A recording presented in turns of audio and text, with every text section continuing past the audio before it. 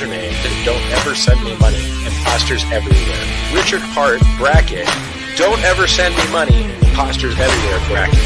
That's fucked up, right? But I'm out there actually making an effort trying to stop the fucking scams. And everyone else is like, oh, fucking that Richard, yeah, he's a scammer. Call it a scam, nobody really cares. We can tell you the only one that ain't prepared.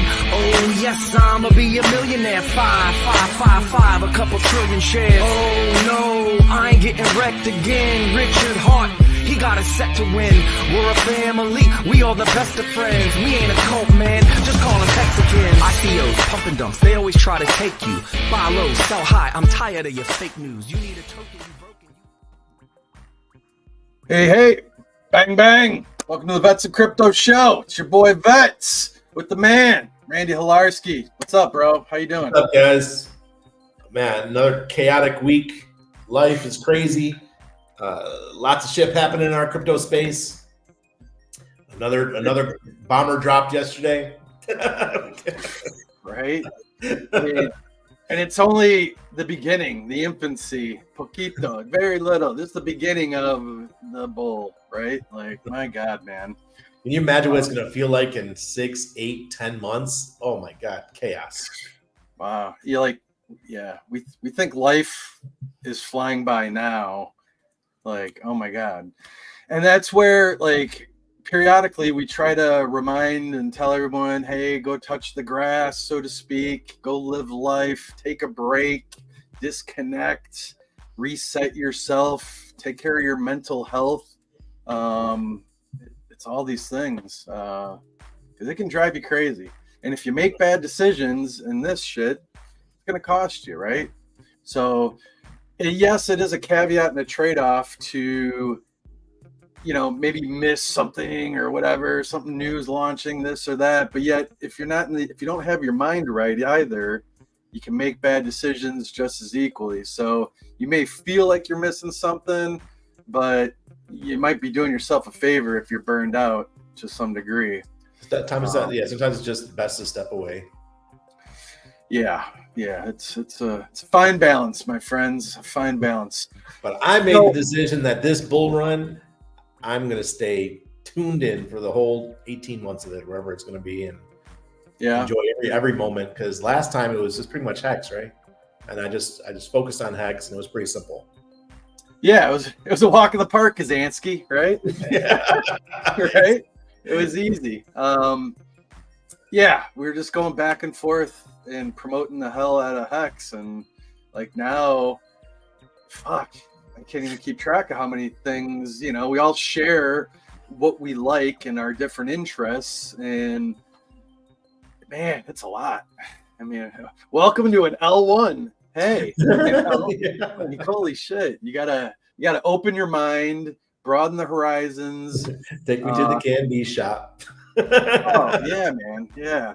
And then you incorporate and you bring on like a guest for today, from the founder of PTGC and most recent addition or new baby UFO. So we're gonna learn and talk about that and what's going on with the aliens. And so first, let me say hello and bring them up without further ado. Good day, sir. Welcome, sir. What's up, Randy? What's up, Vets? Yeah. Thanks for having me up, Vets. Yeah, man. Yeah. So this is the Monday show where we have Randy Hilarski as the co-host, and we there's no off limits on this one. We cover whatever we want to talk about, any chain, any token. There's no handcuffs here. We are free. Free at last, I'll tell you that. Okay. I don't want to go down and start talking like Naga or anything, go down a voodoo ball. Well, I'll be honest, I don't have too much experience with any other chain besides ETH and Pulse chain. I'm like directly funneled just directly into Pulse chain. I haven't gone down the rabbit hole of much more, so I can't really touch base on any of that too much, but I'm happy to talk about with anything I can participate in. Yeah. So I guess first, for the kids at home, if just a little get to know you. Just explain who you are, what whatever you want to share about yourself, maybe hobbies, whatever. Just so people get to know who you are and what you stand for and what your beliefs are, kind of.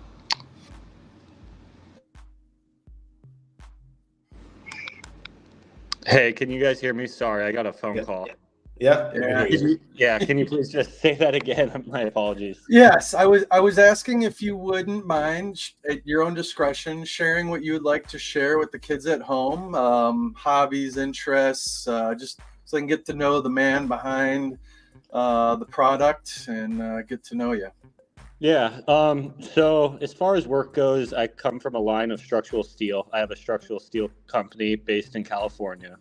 So that's kind of what I do all day. And part of my day on the weekends is just run that and work there. I have a son that's 10 months old and a beautiful wife. So that takes up the other part of my life. And then I try to squeeze crypto in every crack I can. Congrats on the kid, Yeah, thank you. For fun, I like to play pickleball. I play a lot of pickleball. I come from a background of high-level tennis. I used to play a lot of tennis as a kid, so I don't play any tennis anymore, but once I kind of heard about pickleball, it's a good in-between sport as I've gotten older and I can't run a full court, so they shrank it down a quarter of the size to make it easier for me, and that's actually been a lot of fun lately. I've been doing a lot of that. That's good. That's good. Yeah, here in Panama, it just took over. It's paddle here. They had pickleball out at the beaches, but then they made a new one called paddle out of Spain, and there's paddle places everywhere. Took over. Yeah. The paddles now, I feel like even like pickleball was taken away, but now padel, I think that's what they call it here. Maybe it's paddle or whatever, is like now coming by storm. Yeah. I haven't played it yet though. Yeah, they love it, man. Yeah, good deal. So a little about myself. I did 4 years in the Marine Corps. I've been self-employed ever since I got out back in 2000.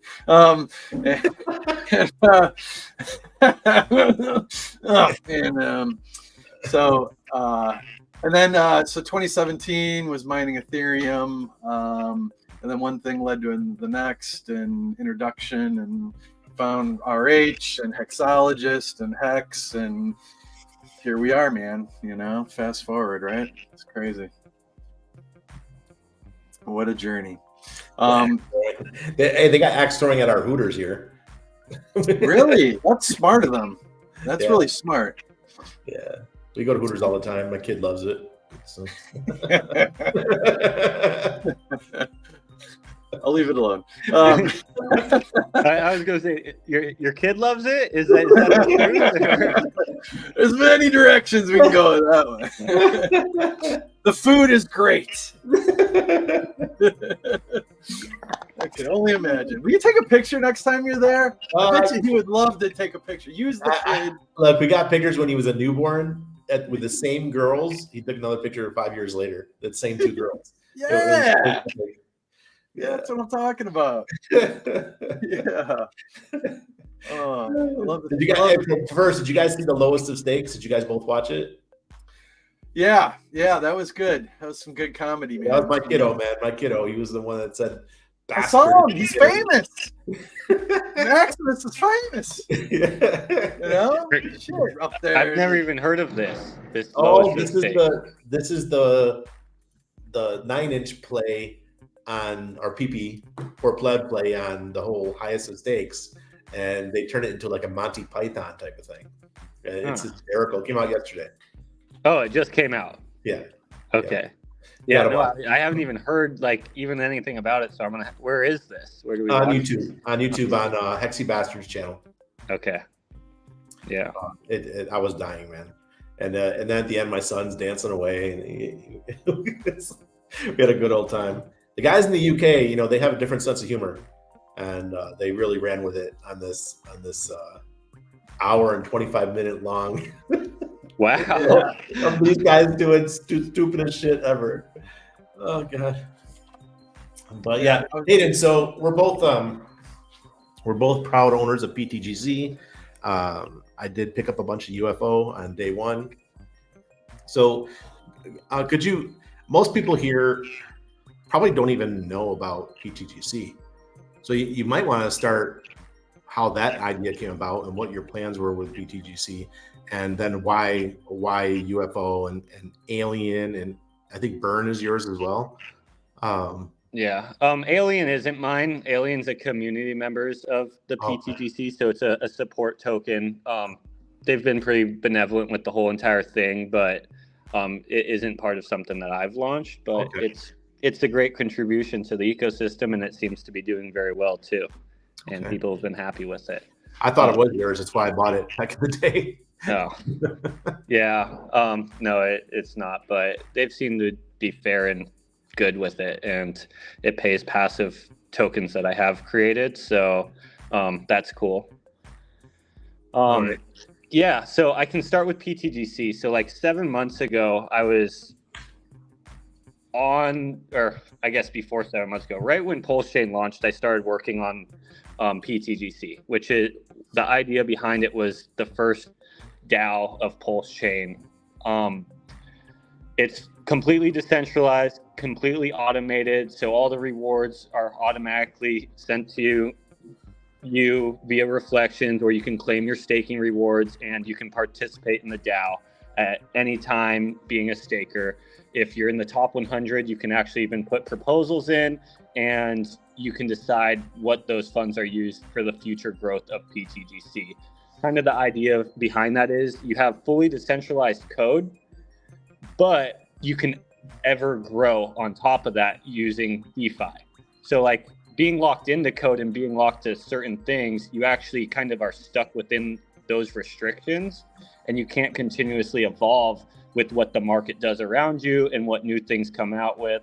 So I thought the DAO was a great way to continuously grow PTGC, but remaining fully decentralized. And doing that, like, we've used a lot of those funds for just buying and burning of the PTGC token, and also different LP pairings. So as we were getting closer to the launch of PTGC, I was kind of just studying how Pulse Chain was working, and I noticed that it was working in such a different fashion than Ethereum. And there was all these arbitrage bots hopping between LP pools, and they were able to hop so rapidly and so much due to the gas fees being so low over here. So with Ethereum, to just do a basic swap, when gas fees are high, it's like $15. Obviously, when it's low, it's like $3-4. But in an ARB opportunity, they need to be making more than the gas they're spending. So ultimately, these gaps become larger on Ethereum and less often. But on Pulse Chain, since the gas is so cheap, these opportunities come up very, very often. And these ARB bots move money around like no one's business. So when I saw this money getting moved around between projects like crazy, I was like, okay, well, I need to look at PTGC and how can I structure PTGC to get PTGC in the middle of these ARB bots. Because if I see this money moving from A to B, I want to put PTGC right in the middle, make the money go through PTGC, and then PTGC will charge it the 5% tax. When we charge these ARB bots the 5% tax, we distribute these rewards to the holders and stakers, into the buy and burn, into the LP ads via the code of PTGC. That being said, we had to create the LP web, and that's like what I believe is the best part of PTGC. Is we designed it to where we could add any pairing to PTGC, and as we add these different pairs to PTGC, it doesn't matter which pair, the tax applies with every single one. So as we build a teddy bear pool, or as we build a PDI pool, or a HEX pool, ink pool, it doesn't matter. The ARB bots then will move the money through these pools, and we get to tax those events. So as the volume or volatility or whatever goes into PTGC, PTGC goes up in price. But then all these other pools haven't gone up in price. So then the bots have to move money to these other pools and move those prices up. So then we get to tax the bots when they sell from the PTGC pool and then they rebuy from the other pool. So we actually charge them twice. But then On top of that, if any movement happens in all of the pulse chain market, if ink goes on a run, that tugs the price up of PTGC in that pool, and then the bots recognize that that PTGC is overpriced, so then they have to bring that PTGC and bring it to another pool, and then we tax those events as well. So it technically is, it doesn't matter if there's any buys or sells on PTGC whatsoever, as long as there's volatility and volume on the pulse chain market whatsoever, PTGC gets to rake in those rewards, and we get to disperse them via buy and burns, LP ads, and rewards. This idea was generated, and it was kind of, I did the math, I watched it, and I had all the faith in it, but it wasn't tested yet because no one really did this ever before. I don't know of this ever being done on any other blockchain. I've kind of watched it be done on Pulse Chain via not similar tokenomics at 5% tax and stuff like that. But it was ultimately a test that I believed was going to work. And now that I'm like 7 months into it, I've confirmed that it works, and it's actually worked even better than I planned. I realized this 4 months ago, and that's when I started kind of brainstorming UFO. And I recognized what the most successful part of PTGC was and what continued giving value to PTGC. And it was the LP web necessarily. And I realized the bigger I can create this web, the more volume the R bots have to move. So the bigger these LP pools get, the R bots now have to move instead of $100, $1,000, from $1,000 to $10,000. So now I get to tax $10,000 and bring that back to my community instead of taxing $100. So then I kind of started thinking of the idea of like, okay, well, what if when someone stakes, instead of them just staking their tokens and those tokens just sitting there and not working for us, what if I made it to where everyone could, when they stake, they take the UFO token, and the staking method is getting put into an LP pool. So then everyone is going to be automatically already using their RH tickers that we all know and love and have, because they're all sitting in our wallet catching dust at this moment. So I've created a tool for everyone to now put your RH tickers to work for you. So now when you put your RH tickers to work for you, you're now growing the web of UFO itself.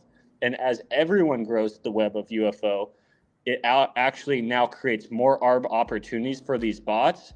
And then those bots then in turn start earning more rewards and more rewards and more rewards. And this is like a lot different than a standard farm, to where when they get paid out in like an incentive token, where there's a certain amount of incentive token that are going out in a weekly or monthly basis or so forth. So as more people go into that specific farm, the percent of APR actually decreases rapidly. But in this style of fashion, as more people go into the farm, they are adding to the liquidity web because there's 7 different options. So anyone could go anywhere and they add to these different options. And as these different options grow, it creates more ARB opportunities. So actually every single user is actually earning their own rewards for the most part. So every time a new user comes in, it actually doesn't decrease the APR as rapidly as a normal farm. And I actually, go ahead. Hey, Hayden, could we, or Vets, could you share the screen and go to the Gray's website and show the different pairs that we have already? And Hayden, I saw, I've already used, I'm in the eHEX / UFO pair. I'm in the UFO Pulse pair. Now, there's a whole bunch of them here. And are you going to continue adding? No. So it's fully like locked code. So I can't go and add or take away any pairs from this. So I went with what I believed were right now the safest, and also the pairs that we know everyone has. And that's really the main reason I went with these. Is if we have large people pair themselves and pair us with tokens that possibly don't withstand the length of Pulse Chain, then they become an anchor and not really a positive attribute, because if they don't rise up with the rest of the Pulse Chain ecosystem, or if there's a bunch of actors in these other tokens that continue to sell instead of buy, they actually become anchors to our web effect. So I believe that no matter what, in 10 years from now, these tickers we know will be here, in my opinion, and that was ultimately why I kind of figured to go. I also was under the assumption that I don't want people to have to go and start finding these other pairs. I wanted them to already have these tokens in their wallet. So really the only thing they had to acquire was the UFO token. So that was the key to use this tool. And then you already had all the other pieces of the puzzle. Okay. What about the normal APR that we would earn? Where does that go? Because I went on Pulse, I went into my DBank, and the pair shows up in my DBank just as being on PulseX. So it's still earning fees, right? It's a V2 earning fees. Yeah. So that was like it took me 3 months to really structure this the right way. I wanted it to be as if you were just using the PLS, or the PulseX V2 liquidity pools, for 2 reasons. One, I wanted to support the PulseX V2 liquidity pools. I didn't want to create some other decentralized exchange and have to worry about that. And for second, I wanted to find a way. So the reason you still see all your PLP tokens in your wallet is I designed this protocol in a fashion to where even though you're staking your PLP tokens, they still remain in your wallet. And that was important to me because, Randy, let's say a year from now, Pulse goes on a crazy run and so does UFO. And this PLP that you've provided in the UFO ecosystem, the PTGC ecosystem, is up 50x. Well, now, let's say you had $2,000 in this farm, well, you would now have $100,000 in this farm. And I want to make sure the users that are using my products have self-custody. I don't want your $100,000 sitting in a smart contract somewhere waiting to get hacked or stolen from you. So if I can do anything willingly possible to keep your tokens in your wallet, then I know your tokens are safe with you and I don't have to worry about them anymore. Yeah, I think you did that with PTGC as well, right? Same thing with PTGC. It was even more important with this protocol to me because you're not only putting up your UFO, but you're putting up your PLS also. So let's say you're a whale and you want to make your PLS work for you and you go and put $100,000 into this protocol, and then this protocol and PLS does 100x. Well, now you would have, whatever that would be, $1 million or $10 million sitting out of your custody. It should never be that way. And ultimately, even if I was that user and I'm the creator of this protocol, I wouldn't even want to trust $10 million of my personal funds sitting in a smart contract somewhere. So the way I designed it is no matter what, when you're staking, all your funds remain in your wallet. You have complete self-custody. I remember when I first got into PTGC 5 months ago or so, and I went to go sell my PTGC and it kept failing. I'm like, what the hell? It's in my wallet. But then I realized I think it was VETS or Rip City Hacks told me that, oh no, Randy, did you stake your key? Did you stake your PTGC? I'm like, yeah. He goes, well, those tokens are actually staked. You cannot sell them until your stake is done. I'm like, oh, that's right. They stay in your wallet. I can see them, but they're not available because I staked them. Yeah. And a lot of people aren't used to that for 2 reasons. One, because most people don't care to take your custody away from you, and they don't care to send your tokens to a staking contract because people aren't as educated as the Pulse Chain community from Richard Hart. And then even with HEX, the way Richard Hart fixed this situation is he burns your HEX when you stake it, and then he remints it. So it's not a smart contract that actually has these tokens.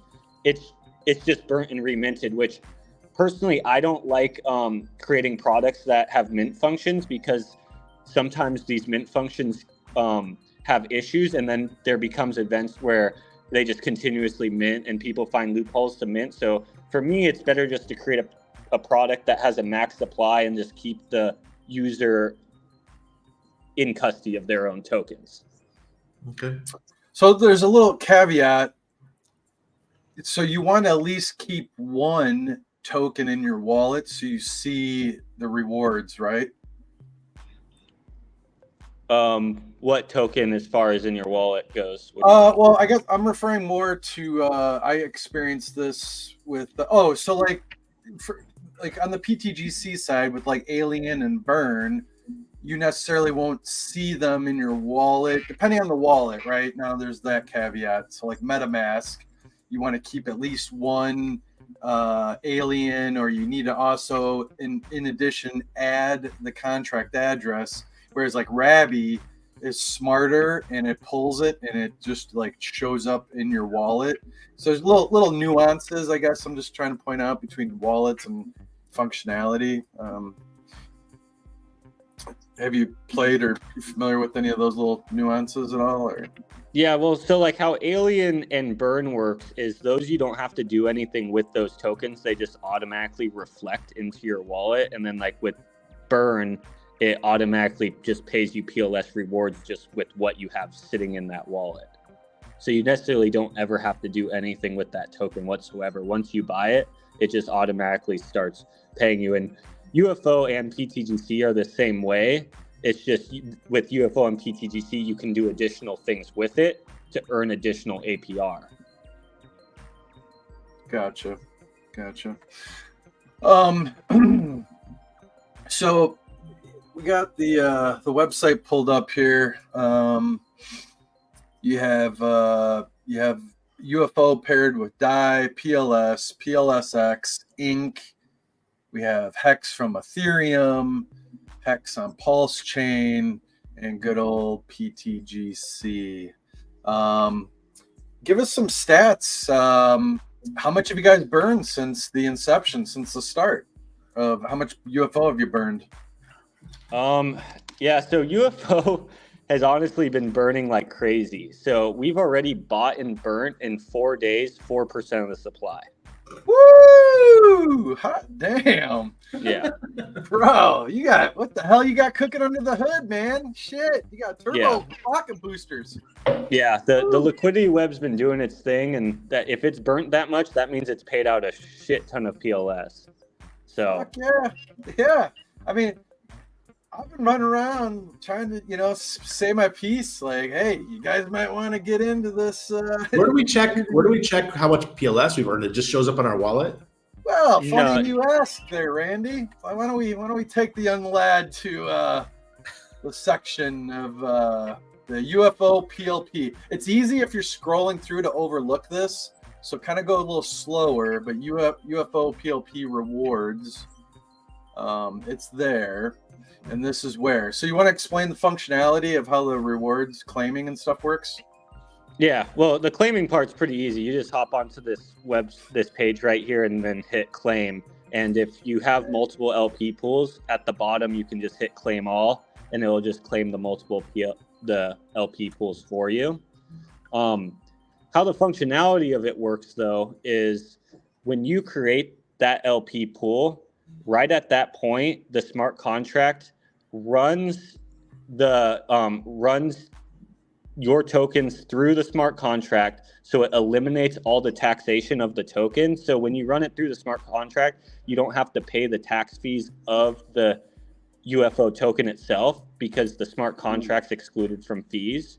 So if you did it via normal PulseX, you would have to pay the 6% fee. But since you run it through the DApp, you have... Oh, phone call. I'm getting another call right now. Yeah. Can you guys still hear me? Yeah, we got you, bro. Just give me a thumbs up because I can't hear you until this call ends. Okay, I'll keep going.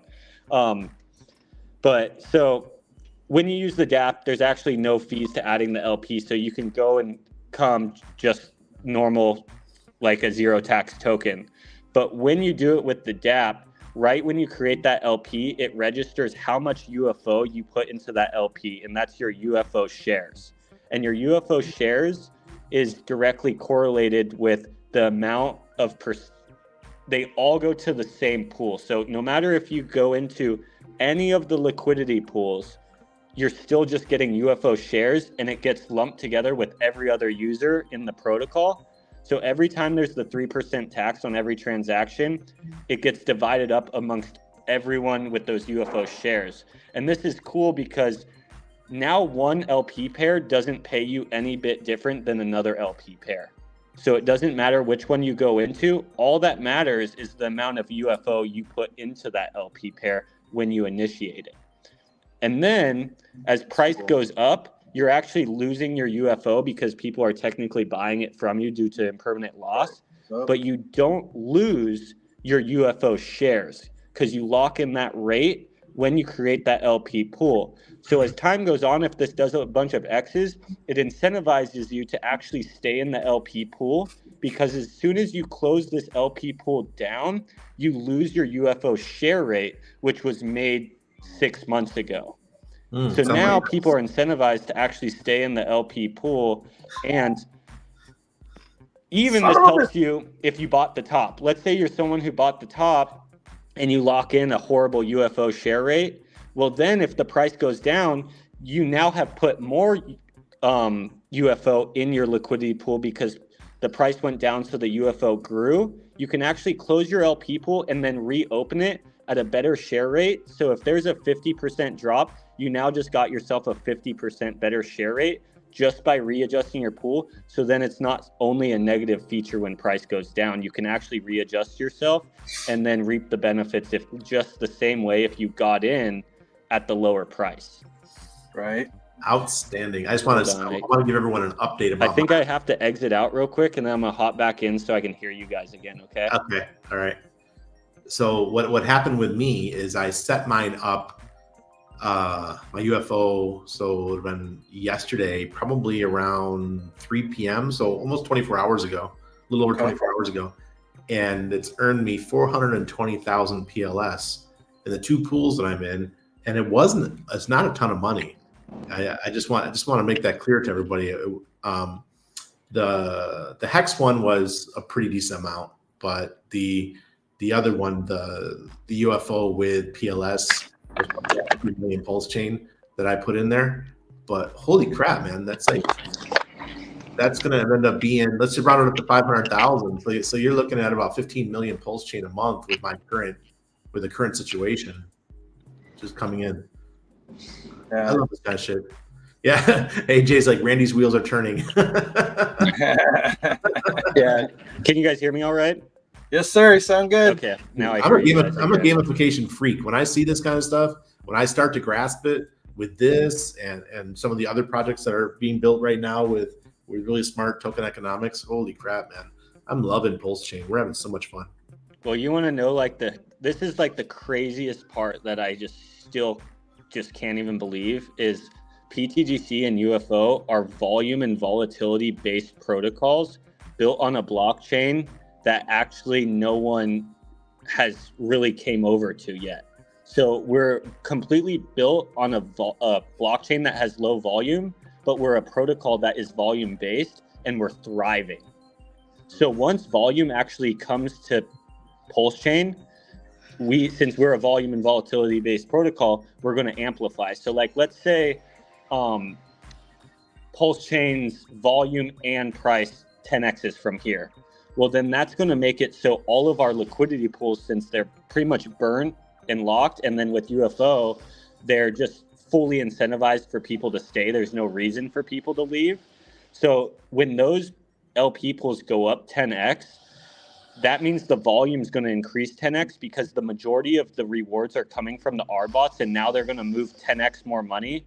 So if you think that the rewards and the burn rate are good at these levels, just wait until actual adoption comes to Pulse Chain, and then it amplifies volume and volatility based protocols like PTGC and UFO. Yeah, I love these R bots. These R bots, they're just everybody's working to learn how to manipulate and you can kind of coerce them into a direction, a funnel, whatnot. There's so many different ways to use them. Like even you see the Tropa ecosystem using them in a different way, and you can see all these other builders using these bots. Like even you guys, I can see when you guys create your web with Nope and with Axis, and that's you're now connecting all these protocols together. So then when one rises up, they all rise up together. When one moves, they all move because they now become so connected via LPs and then the bots just fix it all on their own. We don't even need to do anything. That it's just Pulse Chain's now just this huge connected web that just once Pulse actually moves up, all the projects that have product market fit just move up together, and it's just like it's really not even funny. Like when Ethereum came out, no one was building awesome DeFi products with huge communities on it. They were just using Ethereum. It was like 6 years later when actual DeFi products came out. Well, RH just gave us a freaking reset on the whole thing. And then we have all like the smartest crypto people all coming together and building together and building awesome DeFi protocols right at launch. So then when Pulse Chain actually starts to move, like, dude, we're below stack rate 50%. All these people are doing is getting good amounts of Pulse Chain at below stack rate, putting them into their protocols for the future of these protocols, which just means like once Pulse Chain actually starts to move, all these protocols that have been building right now, and this isn't even like just relevant to UFO or PTGC or even Nope, just like every product or every protocol that's been gathering PLS and building product market fit, when Pulse Chain starts to move up, we all will just move up with Pulse Chain, and any other project that builds later in time is going to have a really, really hard time competing because we're going to have so much liquidity and so much positive price movement due to Hart's Law. It's almost unfair to projects coming out in a couple years. It is, and I don't feel bad for them because they could have been here, or the people that are sitting on the sidelines, the maxis who are sitting on the sidelines laughing at us right now. They're down, and I'm able to pull hundreds of millions of pulls a month right now, and not selling anything, just using LP. Not selling? This is hashtag never selling. Yes, yes, it's beautiful. And I think it's really important too with everything that's going on in the world that we always talk about in the community and whatnot. But like, and even now, like we see it with Coinbase and everything, like they throttle your freaking limits, how much you can deposit, this and that. I know DCC, the baller he is, like he's gotten throttled back on his limits. Like everybody, it's you want to talk about conspiracies and cabals, shit. That's the biggest one ever. Wow.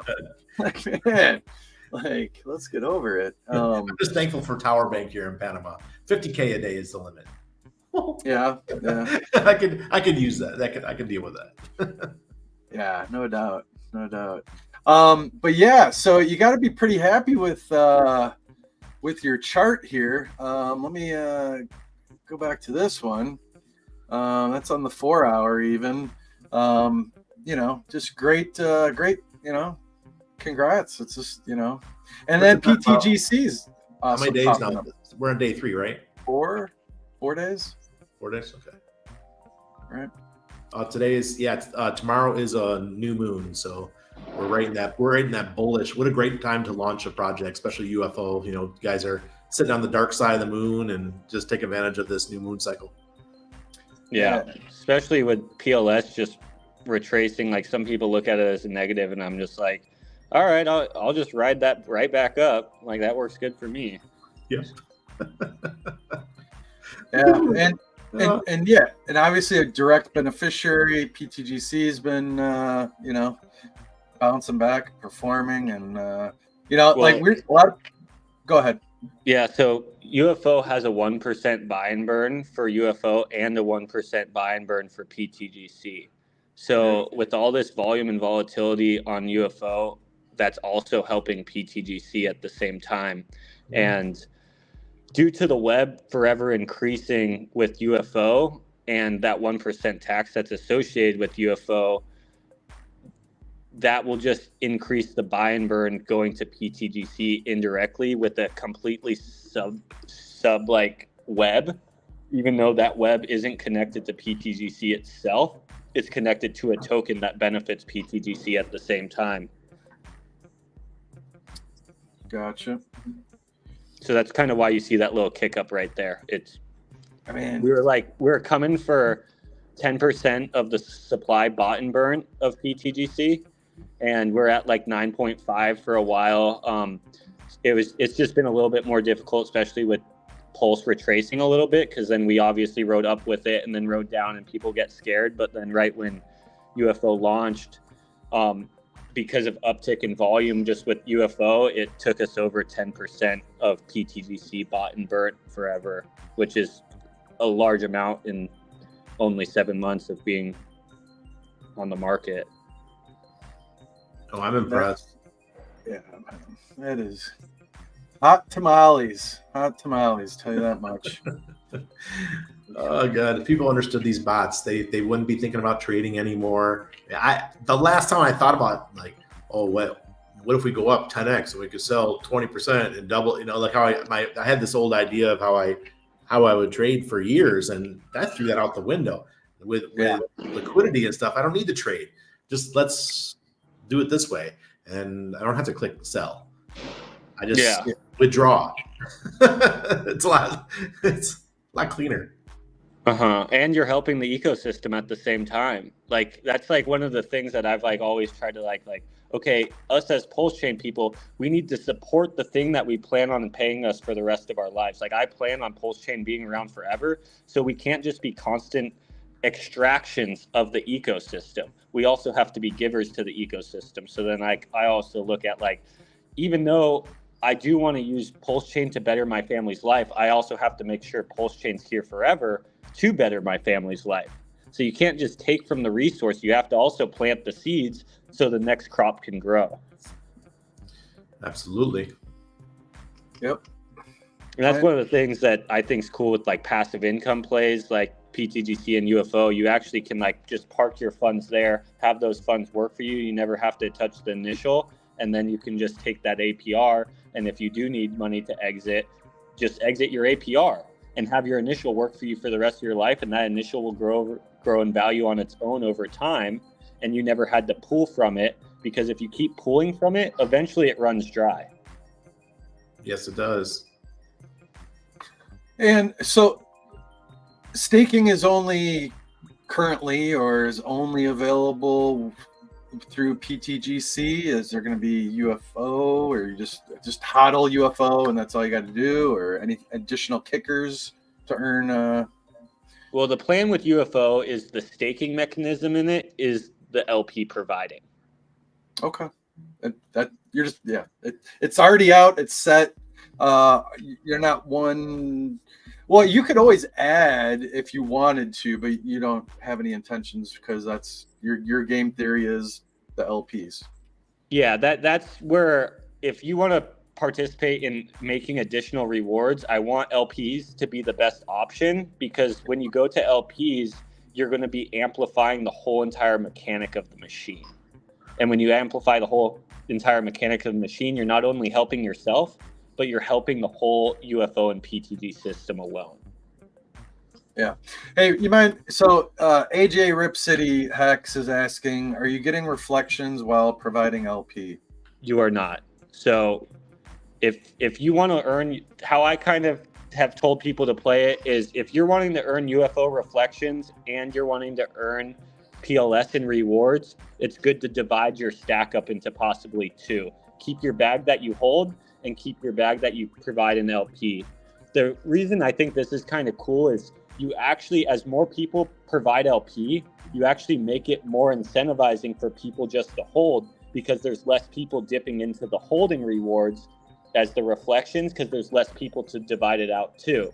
But then that same goes the other direction. If people are more interested in just holding, now there's less people to divide the LP rewards to, and the less people that you have to divide the LP rewards to is technically the more you're going to get as well.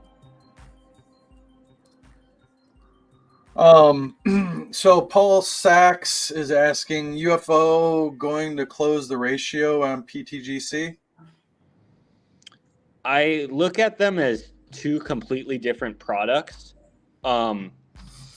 PTGC pays all its rewards out in its own currency. So there isn't a transfer that actually sells the tokens into PLS besides what goes to the DAO. So if users decide to sell their rewards with PTGC, where lately it's just been, or since the launch, people have been gaining a lot of PTGC just by holding them. I believe that will help PTGCs get X's, especially because people are incentivized to add liquidity, and the less liquidity that there is, the more X's there is. So that's why PTGC ultimately is easier to pump, maybe not at this time, but in the future, I believe PTGC will have less liquidity than UFO. UFO will have a ton of liquidity, so it's going to be harder to go up, but it also will be harder to come down. Okay. And also there will be more value there for everyone in UFO, because the more liquidity that's there, the more value there is for everyone to use. So it kind of depends on what you as a user find important. Some users care about X's, and they don't ever really think about that no one gets all those X's. There's always someone who sells the top and starts selling that price down. Not everyone gets to get that 100X if there's no liquidity there. But if you build a protocol that has enough liquidity for everyone, and it does a 100X, everyone wins. And that's what's kind of crazy about UFO at this moment, is we're closing on like $2 million of liquidity, and we're only at a $3.3 million market cap. So even though, yeah, it's like, it's crazy. There's almost enough money in there for everyone to just, it's like, yeah, especially considering 4% is already bought and burned. So no one can ever even get that value out. Bro, that's just, yeah, that's sick, man. That's sick. Did we anything on the main website, since we're kind of teeter-tottering between PTGC and stuff, you want to cover? It's staking, DAO. You got a game here. I don't think a lot of people are familiar with the game aspect. Yeah, the game's kind of a fun way to, a ticket's fairly cheap. I think it's like a penny or something like that, or 10 cents.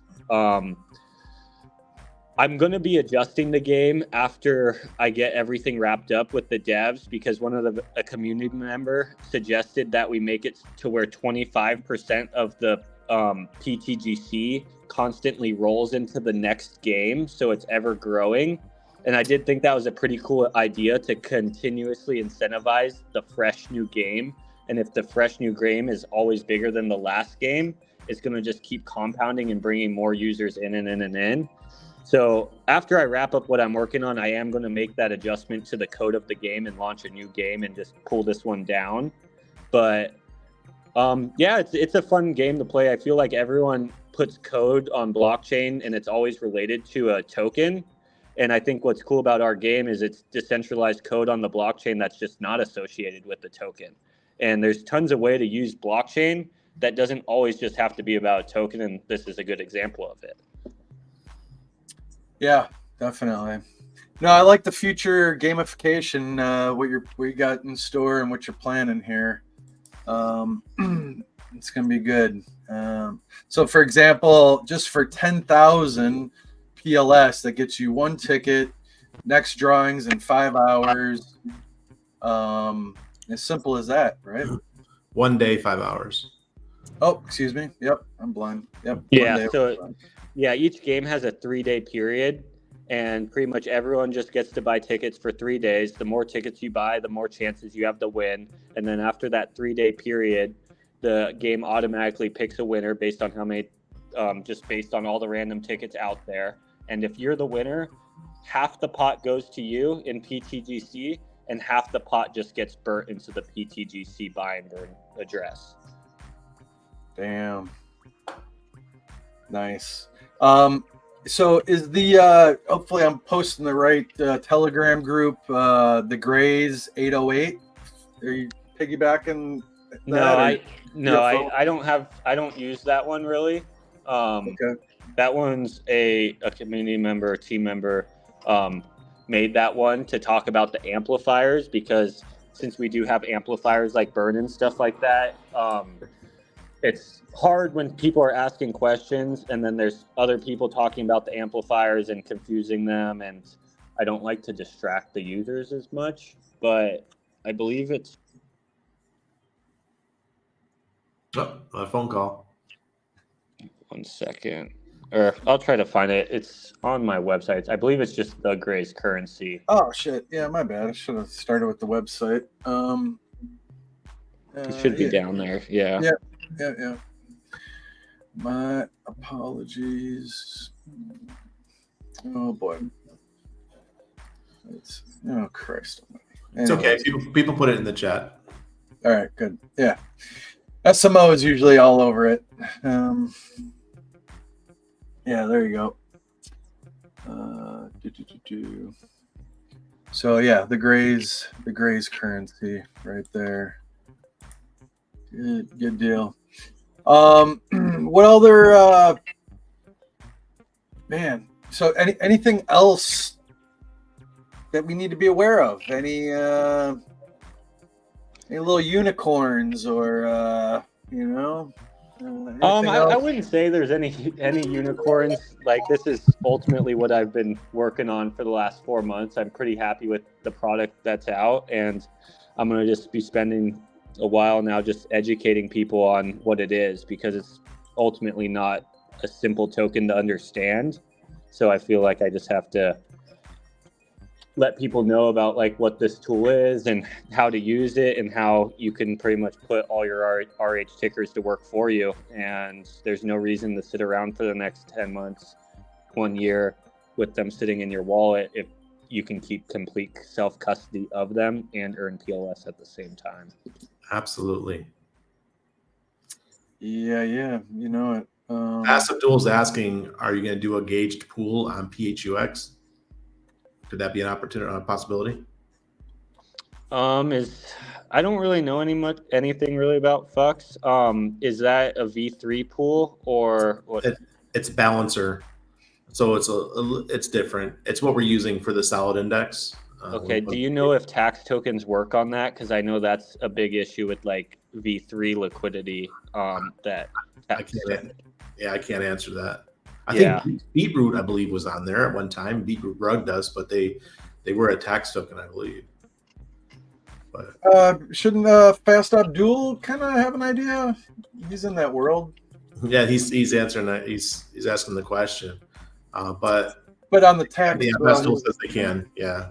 Yeah. Well, as far, I guess the easiest answer would be users wouldn't be able to make rewards on the PHUX website, because the PLS rewards are only paid out when you make the liquidity pools via the DApp that runs through. Busy guy. You know, when you're a founder and launching stuff, you know, you got a company. Hey, yeah, and all that good stuff. Like, man, do you guys want to be ballers? This is how it is. Yeah. I mean, it's not easy, is it, Randy? A little stressful at times, huh? God. Yeah. I'll tell you what. Sometimes I just want to go dig a hole and crawl in it. You know, hey, if it was easy, everybody would do it, right? Yeah. That's for sure. Yeah. Sorry about that. I should get like a separate phone that doesn't get phone calls. See, now you're gonna be that guy. You're gonna be that guy with two phones. Like, not, you know, no, it's not a status thing. Like, it's not a necessity. It's a function thing, right? Yeah. Life of a streamer in the first world, I guess. You know. Fast Abdul says, "Why not set up the DApp to add to Fux pools, and they could get paid 2 ways." Fast Abdul knows these things. Yes, he does. Well, yeah, that might be a future conversation or something. I want to see Fux get fixed with Deck Screener. I really want to see the pools from Fux show up, and it's a shame that they don't. And that's one of the things that's holding back the PH ecosystem.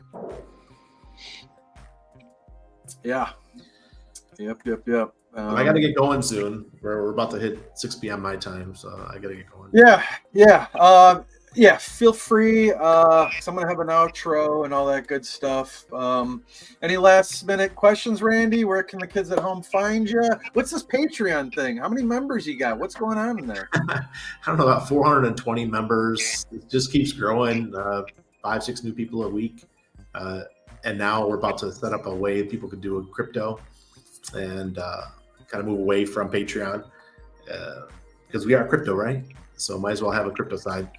So, we have our twice a week strategy calls, and, we have our Telegram, which, there's no spammers there, and we get to have great conversations. And a lot of times it gets a little bit private, but, got Franklin there with the tech. We got Ben with the education for, safety and security and those kind of things. So, wonderful team. And if you guys are interested, come on over.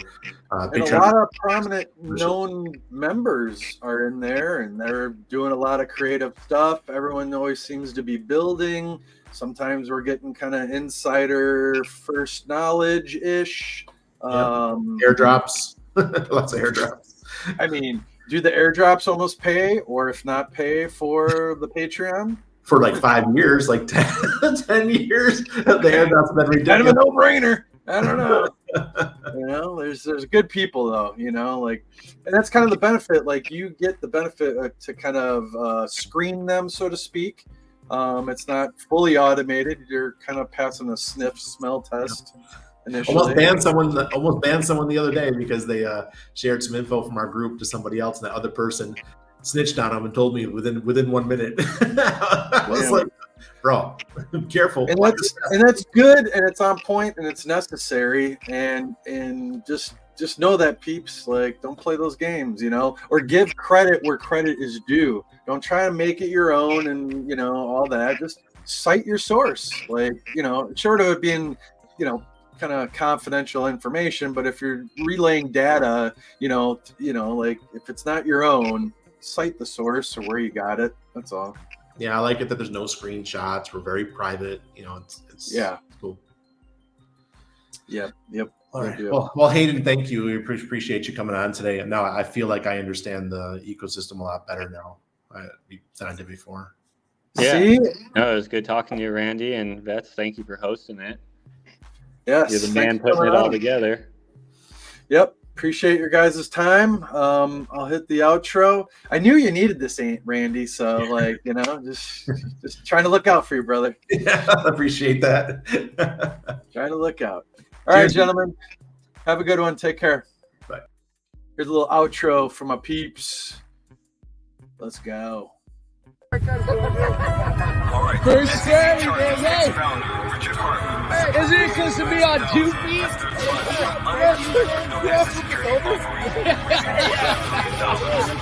Holy. Yo, it's the Hexicans again. Crypto, this ain't the end. It's real life, not pretend. The code is what we defend. We some crypto junkies. Hex and pulse chain be comfy. The price action bananas. Chimpanzees, monks, making trust asleep. How can I claim a loss? Hex and pulse chain, they didn't rug. Gary Gensler, we're the victims. I really think you just spreading some FUD. So tell me what this is about. Oh, you do anything for the clout? You are a joker, and I am dope, but that's just a fact. Full disclosure. So tell me what's next. You think with your heart's gonna run with the funds? I heard some influencers say that, and to me, that sounds really dumb. But that's just me, and we will see. Hex is no company. I own my crypto, how it should be. No restrictions, totally free. With DeFi, there's no middleman. Just code program to do what it do. Repetitive tasks, kiss my ass and regulate this new asset class, cause we some crypto.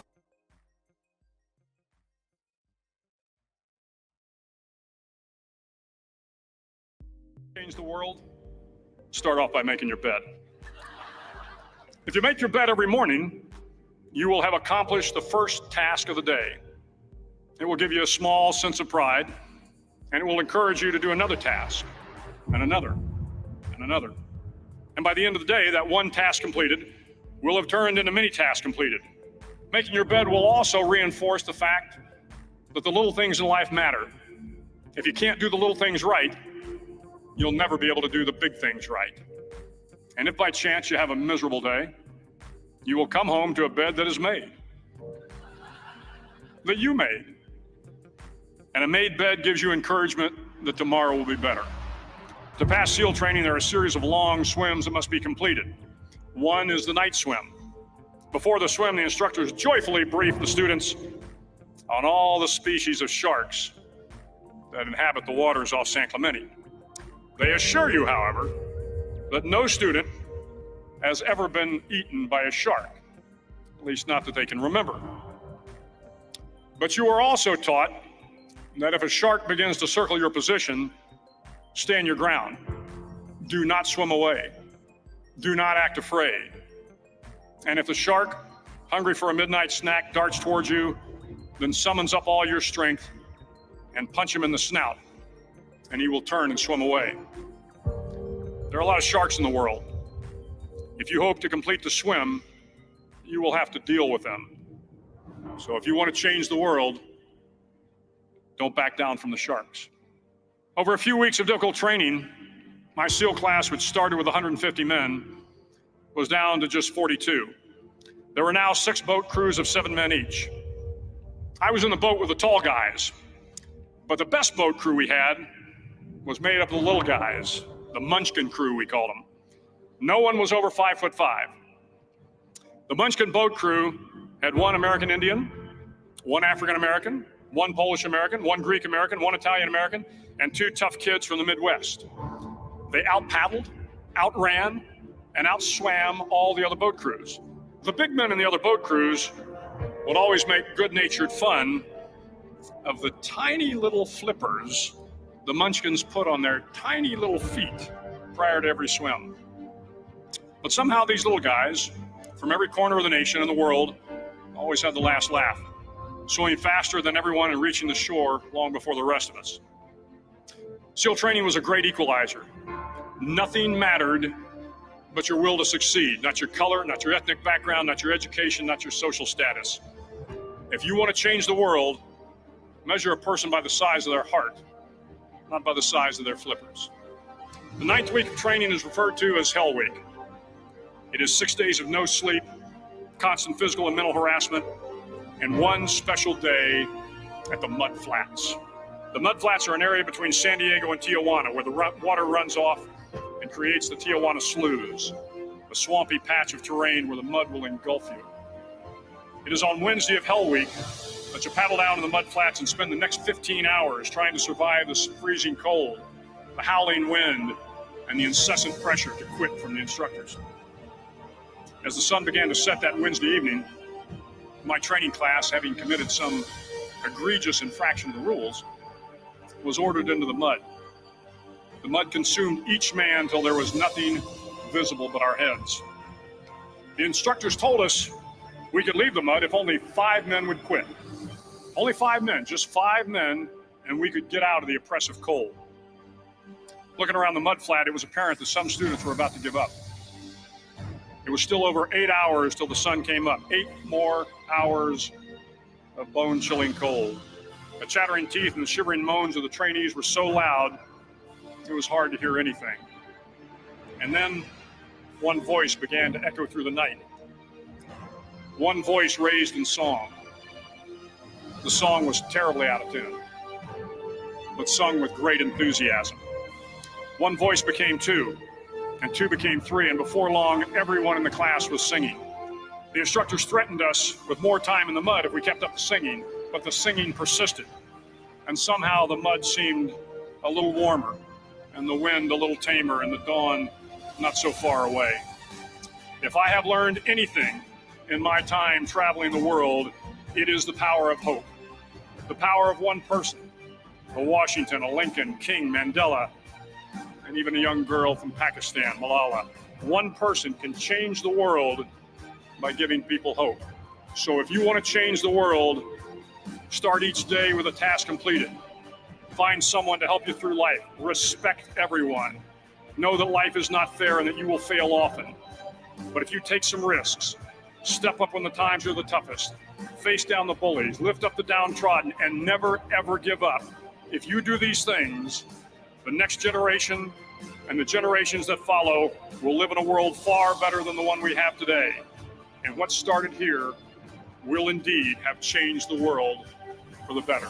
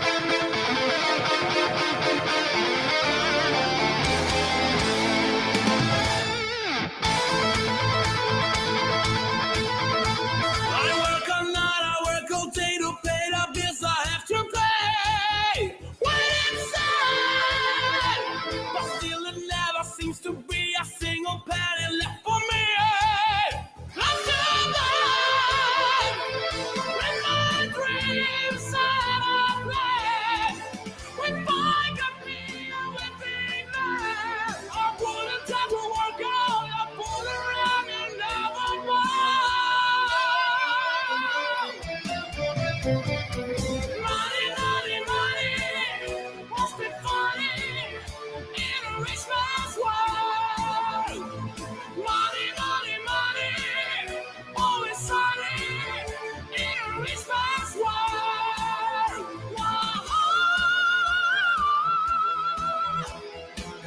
What a place I can live if I had a little money. It's a rich man's world. It's a rich man's world. A man like that is hard to find, but I can get him off my mind. When inside, and if he happens to be Shitcoin. So yeah, shit, right? You don't want to be in that. 99% of crypto. This is how you make money in crypto. Clap. Community. Me. My people. HEX, the dream coin. If you're not investing in HEX, you're making a big mistake. Taught me everything I know. That's freedom. Financial freedom for my family. Bastardos. Bastard. Bastardo. Bastard. Bastard. Bastard. Bastard. Bastard. Bastard. Bastard. it's a rich man's world. Money, money, money, must be funny in a rich man's world.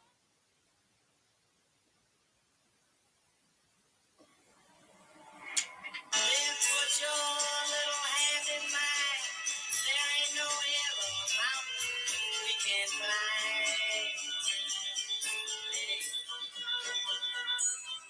I got you, baby. I got you, baby.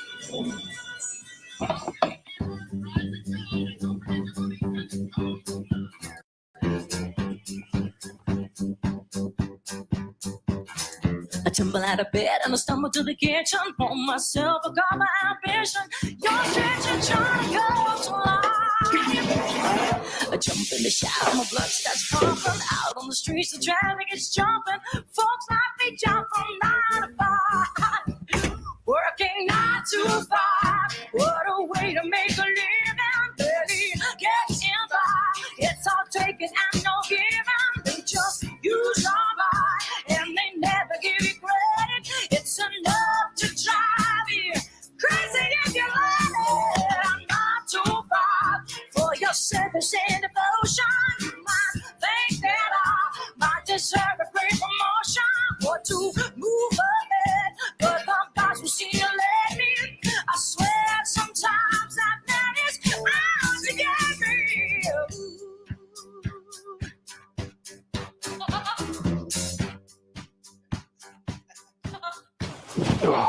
Whatever the fuck's going on, that would be the fully.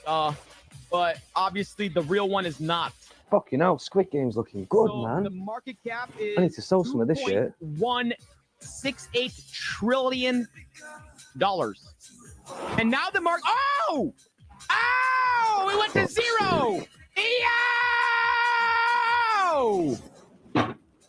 Damn! There we go. Squid Games. Sayonara, motherfucker. Oh, good Lord. Holy shit. You seen it live, baby. You seen it live. A goddamn rock pool, baby.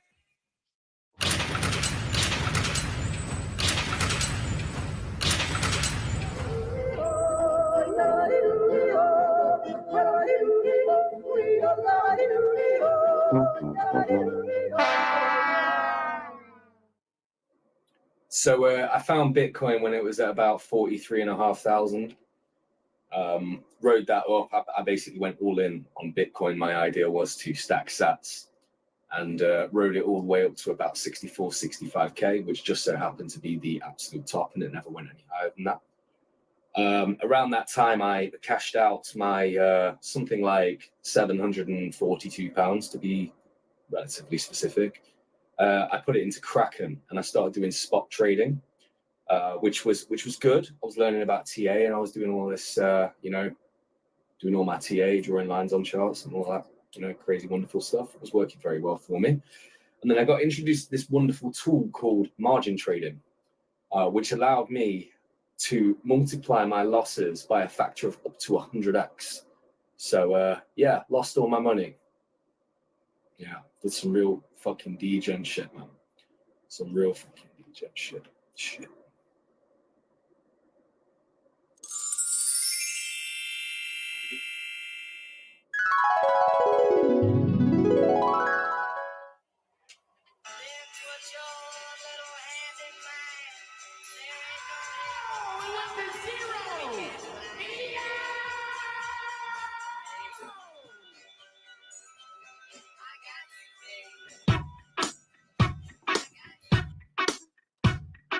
Work it, make it, do it, makes us.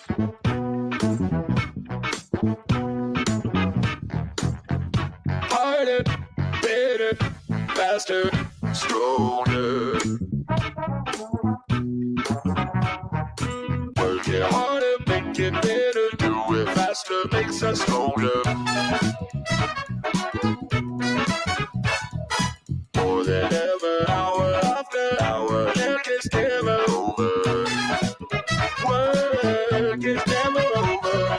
Work it harder, make it better, do it faster, makes us stronger. More than ever, hour after hour, work is never over. Work it harder, make it better, do it faster, makes us stronger. More than ever, hour after hour, work is never over. Make us stronger. Do it longer, make us better. Ooh, do it well. Sure.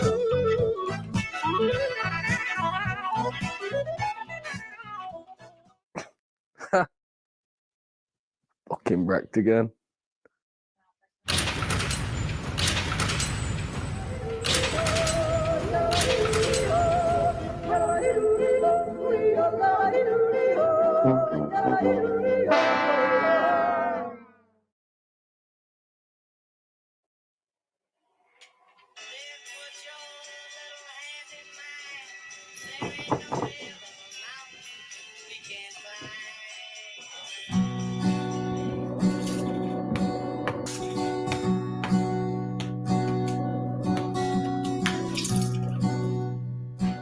Shit.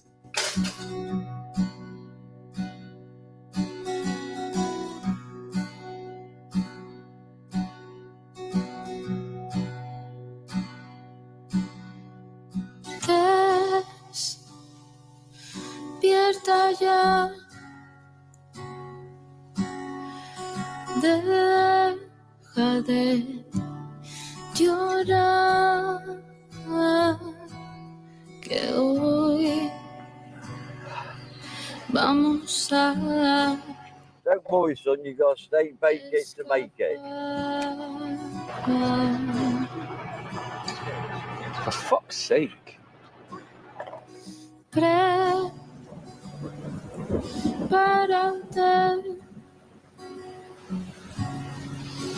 antes de que escuchen y de que el horror se desate. Delivery or hood. I think that has been had for a silly bugger. Fucking joking. Are you sure? Respira, mantén la calma.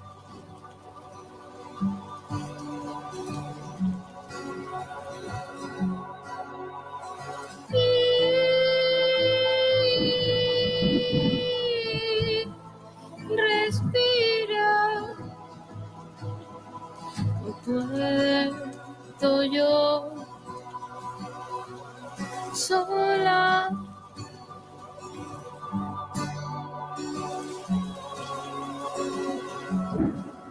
Hello.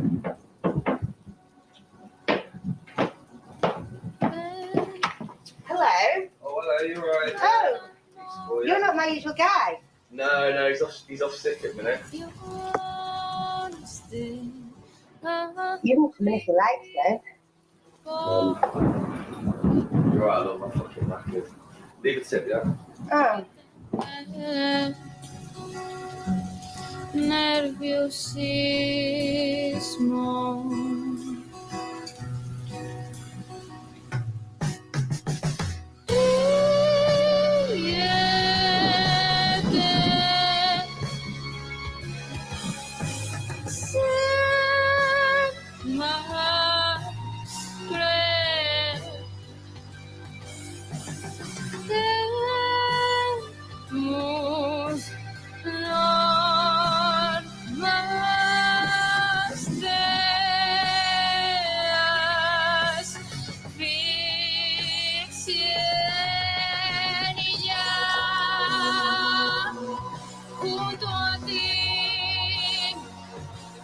To the cryptocurrency crash that has traditional markets on edge. One of the largest exchanges in the world, FTX, collapsed this week after a chain reaction set off by a leaked document that raised questions about the company's finances.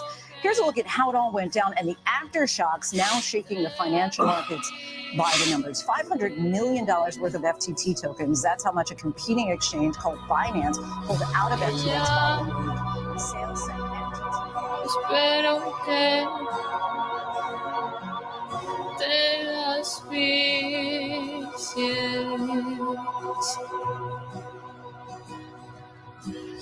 y ya espero que te asfixies.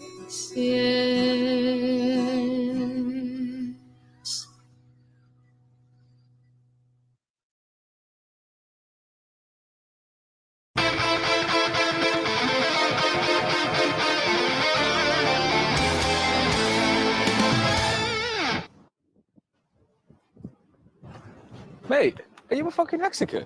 Aye. Are you ready? You a crypto guy?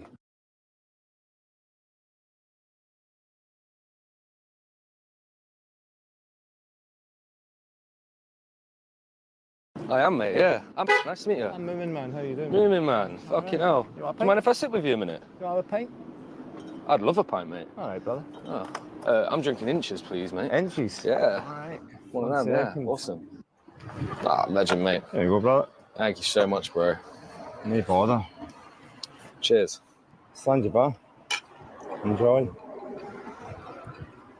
Yeah, so I mean, I've been dabbling in this crypto shit for a while, but I just keep fucking losing all my money, man. You're in the shit coins, are you? Yeah. Squid Game was the worst one, man. I actually made a few grand in that, and then it got rugged. Celsius fucked me up. Luna, all got rugged, man. The only money I've got now is a little bit of Bitcoin, but even that's not really barely moving anymore, man. Like it goes up a bit, but it's not doing much, you know. Bitcoin's had its days. Old technology, you know. Yeah. What do you know about HEX? I know who Richard Hart is. I've seen one of his streams, but he's just talking about fucking watches and shit, and I'm just like, bro, I can't even afford my rent. He's a smart cookie, you know. You should watch all his streams, you know. It's he says a lot of interesting stuff. So you know how HEX works? No. I just thought it was a scam, mate. Nah, it's not a scam. So it's basically completely decentralized. All the code is locked. You can stake it for up to 15 years. Okay. I think it pays something about 60% per annum in interest. 60%? Yeah. And you mint your own coins. Hang on, 60%? How the fuck is that feasible? Because it slowly mints over time. So every time somebody comes into the system, they're locking away their coins, which is taking them off the market, which is holding up the value. So you have to lock your coins up? Yeah. Okay. So if you lock them up for a year, you'll get X amount of interest. If you lock them up for 15 years, you'll get a lot more interest. So it depends on how you want to do it. So, but why would people buy it? I don't get it. Well, they buy it to get the interest. But what's the meme? What's the meme? Yeah. There's no meme. There's no meme. It's better money than the fake money that you get from the bank. Some people think the price is destined to double every 42 days. They're that bullish on it. Every 42 days? Yeah. Bitcoin's only doubled once in the last 2 years. Yeah, well, Hex has done it many, many times. Right, okay. Yeah. So it seems to keep going. So let me do a quick calculation then. So a Lambo is going to cost me £300,000. Right now I have 800 quid. Yeah. So I need to make 300,000 divided by 800. That means I need 375x. Yeah. So hang on. 2 times 2 times... Wait, hang on. 800 times 2 times 2. What's 1, 2, 3, 4, 5, 6, 7, 8, 9 doubles. 9 doubles. 9 doubles. Okay, and if I divide that by, you say 42 days? Yeah. So you're telling me that I can turn my £800 into a Lamborghini in 378 days? Some people have done it. Is that a guarantee? Yes. But does that not mean that Richard could rug it? It's unruggable, mate. Unruggable? Unruggable. 100. There's only two people that get rich in crypto. The people that buy and hold and the founders. Founders of exchanges, founders of currencies. People that buy and hold. Traders get wrecked, they get annihilated. Fuck it, I'm in. Let's do it. I'm in. Are you going to show me how to do this shit? Yeah. Yeah? I'm good, George. Just up the road, mate. Let's do it. What, you want to go now, yeah? No. All right, cool. Let's go. Cool. Time with you, just the two of us. We can make it if we try, just the two of us. 5, 5, 5, 5, all day, every day. Building castles way up high, just the two of us. That's you and I. So myself and Moomin Man wandered around town for the whole afternoon. He spoke to me more and more about Richard Hart, so I've decided I need to go and do some research. Yeah, good things might come to those who Bastard. 3 weeks later. Yeah, so it's actually going quite well at the moment. Finally making a bit of money. I stumbled across a guy called Richard Hart. And guess what? There's only two people that get rich in crypto. The people that buy and hold and the founders. Founders of exchanges, founders of currencies, people that buy and hold. Traders get wrecked, they get annihilated. They provide extra yield for the people that don't get wrecked. When I first seen him on stream, I wasn't totally convinced. He's got a lot of like blingy stuff going on, and he's quite kind of rude and abrupt and stuff like that. But as soon as I actually listened to what he was saying, it all started to make sense. And my idea of what crypto was before was completely wrong. The guys that are buying and holding in HEX are doing amazing. And by the way, it's not just HEX that works this way. Who do you think gets rich in cryptocurrency? 2 types of people: holders and founders. Founders of what? Founders of exchanges and founders of cryptocurrencies. And that's it. Those are the people that get rich in crypto. Everybody else gets wrecked. Truly. Yeah. He keeps saying that the only people who really get rich in crypto are founders and holders. And the reason that HEX stood out for me is because you lock it up for a period of time. So I've gone ahead and I've locked up some of that stuff for 15 years. I've basically gone all in HEX now.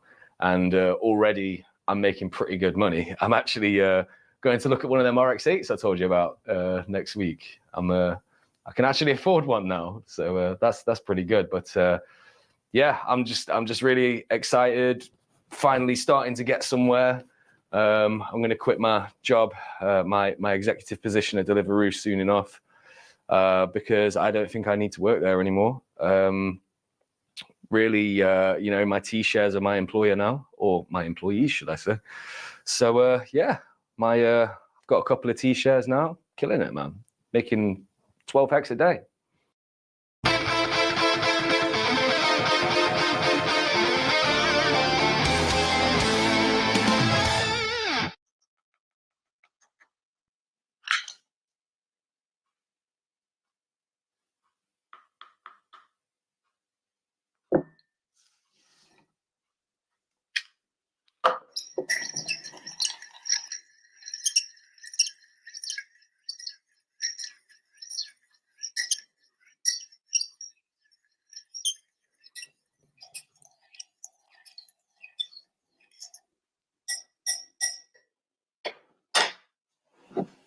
So, I understand you've got something to tell me, Sid. Yeah. Yeah, I got something to say, yeah. I put it all in. Or what? Caravan money. I put it all in. Oh.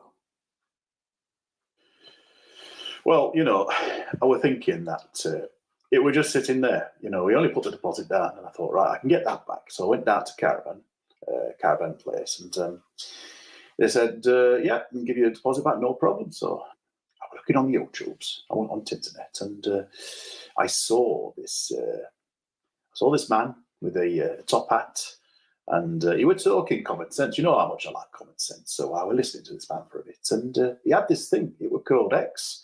And God, I don't know what made me think I'd do this, but I thought, you know what? I trust this man. I trust him.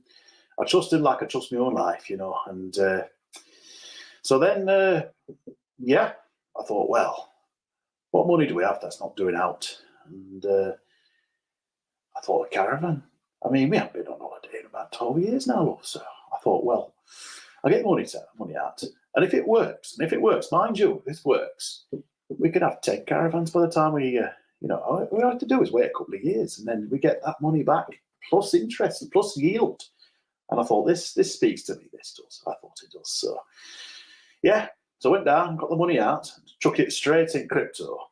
And, it's gone down a bit, but... So how much has it gone down, Sid? Oh, it's gone down a fair bit, I have to admit. But I'm holding on in there. We're getting yield as it goes, you know. So. And you think we'll end up with 10 caravans? I do.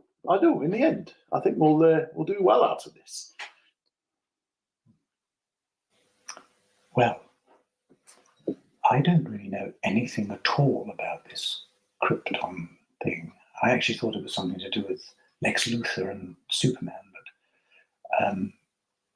I have heard of the top 2, which is Bitcoin and Eurythenium, and the number 3, which I think is called HEX. Anyway, as I say, I don't really understand any of it, and I don't know anything about it, except Mrs. Benson next door. She saw something about it, and she knows a bit more than me. And anyway, she said she thinks it's all going to zero. So, with what Sid's done, I suppose we're pretty fucked, really.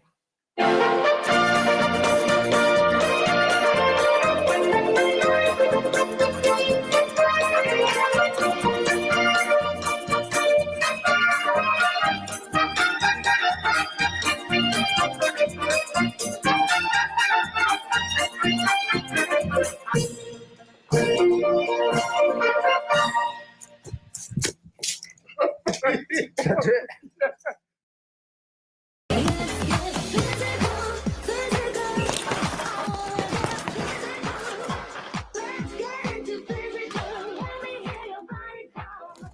So, been reading up that sci-fi that Richard Hart put out, and he talks about being healthy.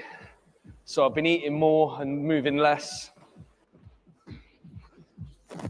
And one of the things he says is about getting in shape. So I've cut down to 25 cigarettes a day. I'm only eating lots of protein, so burgers, fried chicken. I'm only drinking 12 units of alcohol a day now. So just trying to get in good shape, you know? So just trying to do as much as I can there.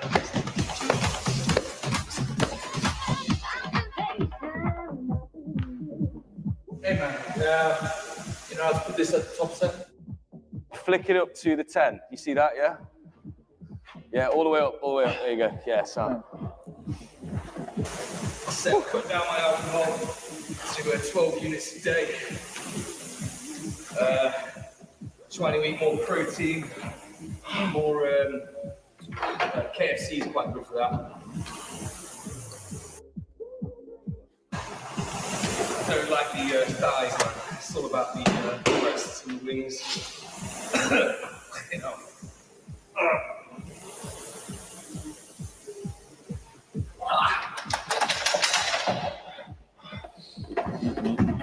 Right, pal. Yeah, man. Yeah, real good. Real good.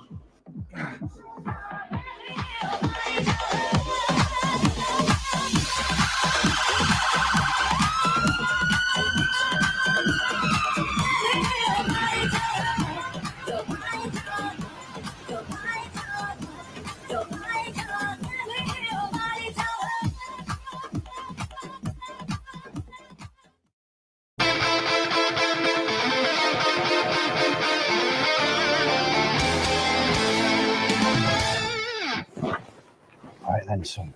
Want to see a beautiful woman? Yes. Right, here we go.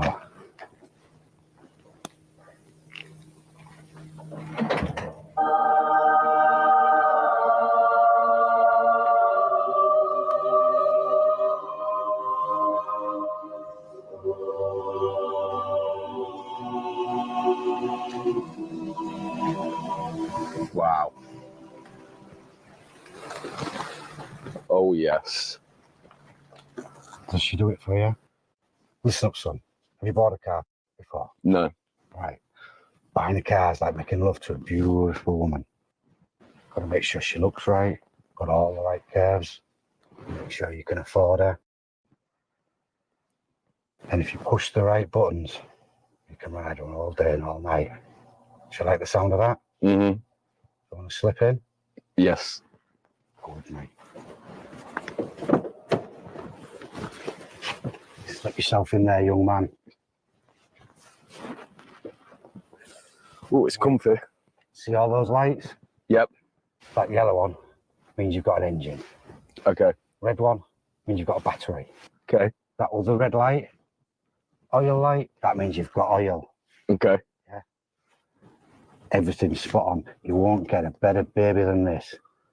Now, what you want to do is take her for a long, smooth drive and just treat her like a lady.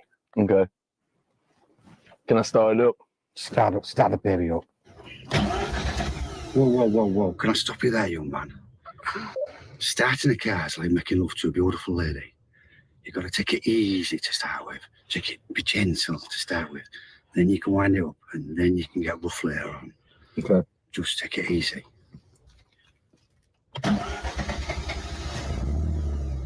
You're absolutely right.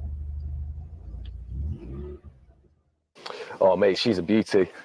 She is, isn't she? Gorgeous. I've got to have her. You want her? Oh, it's even got the right number plate for me and everything. You can have her. I want it. Can you do a slightly better price for me? Ah, sorry, mate, I can't. I've already reduced it. Good point. Good point. All right, mate, I'll take it. I'll take it. Do you take PayPal? Sorry, mate. You've got my bank details in Nigeria, haven't you? Yeah, are they the ones that you sent me on Facebook, yeah? Yeah, just send it straight away now. Okay. Deal? Deal. Hold out your hand. Deal. Deal. All right, I'll send you the money now, yeah?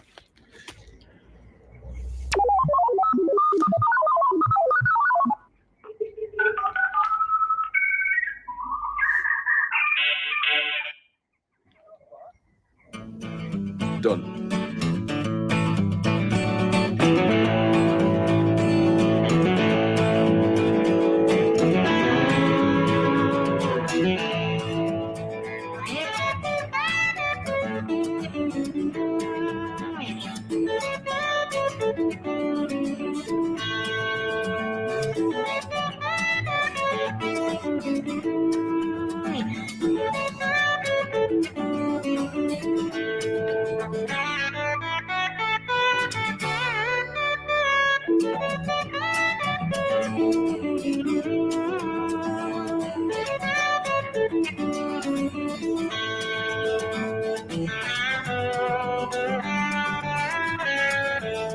So Hex did really, really well. I made a lot of money. Unfortunately, I spent it all on this car. So I needed to help pump Hex even harder. In order to help the cause, I decided to set up a YouTube channel, and Hexy Bastard was born.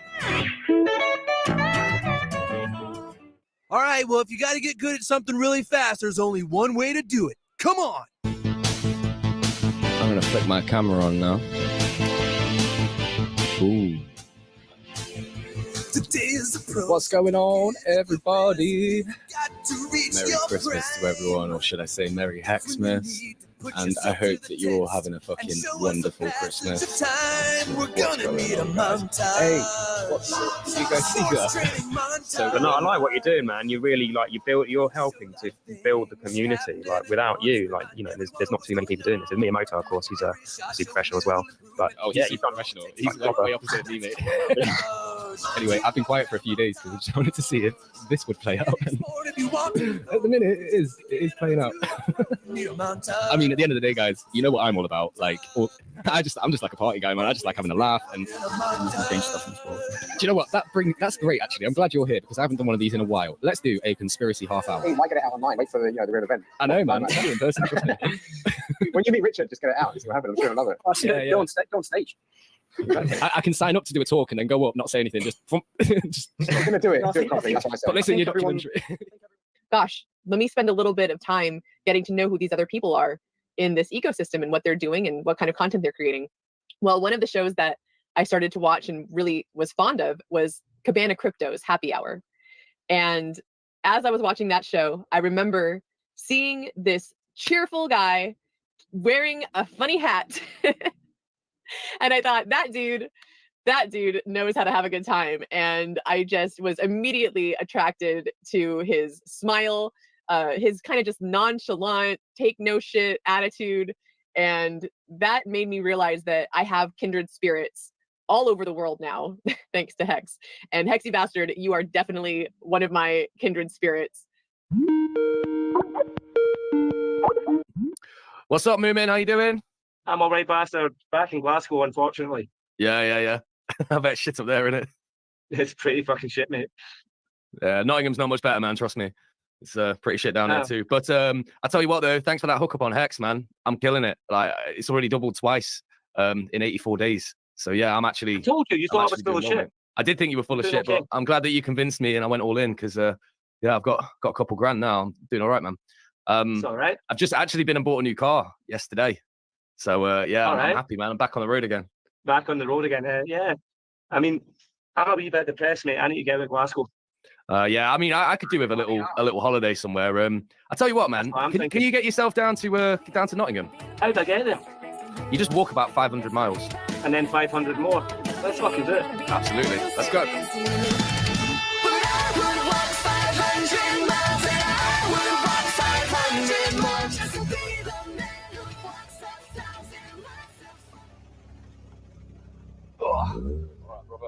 Fucking made it, mate.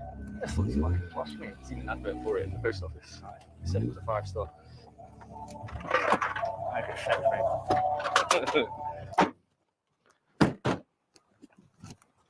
All right, whoops. Fucking podcast. Oh, fuck me, I've already fucked it. Not getting our deposit back.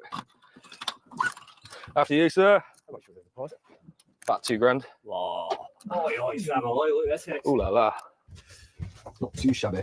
Oh, look at that. They didn't even fucking clean the sink. They didn't clean the fucking sink. There's no sink in it, is there? Oh, look at that. Big teddy bear. What the fuck's this? Yeah, take a look at that. I think that's an egg cup. It's not an egg cup. That's an egg cup. It's a sex thing. I need a piss. Let me find this bathroom. Do you want to stick the kettle on? Even the kettle ain't in the right place. What's going on? Oh my god. What? Hey, come here. Oh, yeah. There we go, mate. Look at the shower cup, man. That's some premium shower cup, man. It's held on by fucking tape, man. 2,000. No, that's just the deposit. All right. It was 3,000 for the caravan. Oh, we don't get that. Well, we're fucking, aren't we? Oh, hi.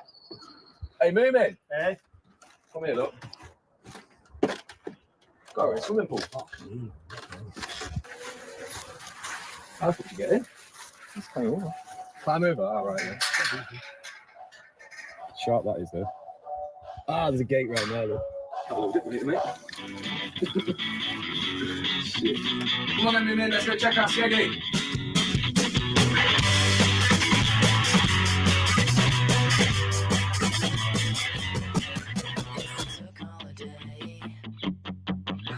Sometimes so great. Just one day out of life. It would be so nice. Everybody spread the word. We're gonna have a celebration. World's largest sapphire. Across the world. In every nation. Time for the good times. Forget about the bad times. So yeah, we need to come together. Release the pressure. We need a holiday.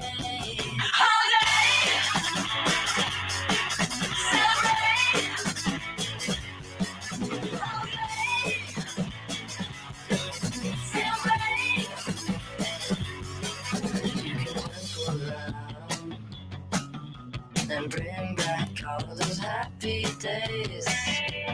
Push yours down. It's time to celebrate.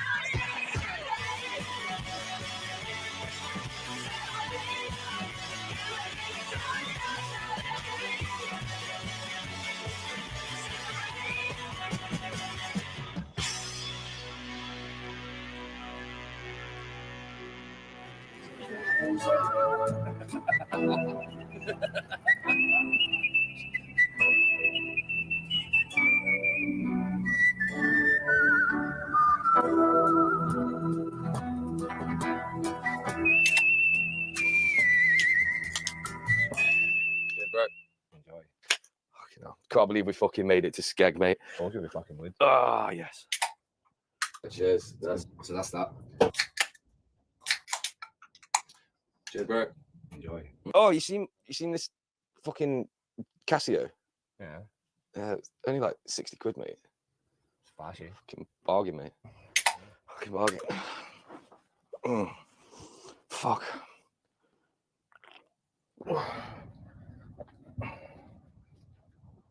Well, why the fuck did you wake me up for this one? Because it's nice. What's fucking nice about it? Because it's warm in your mouth, brother. Mine's about to fall off. Right, stick it in my mouth.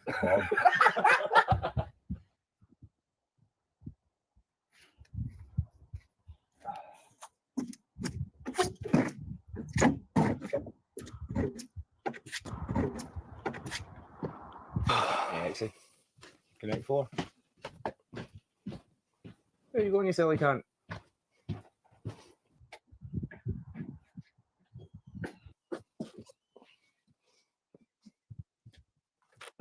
eHEX, connect 4. Sorry, I'm coming. Fucking lightweight.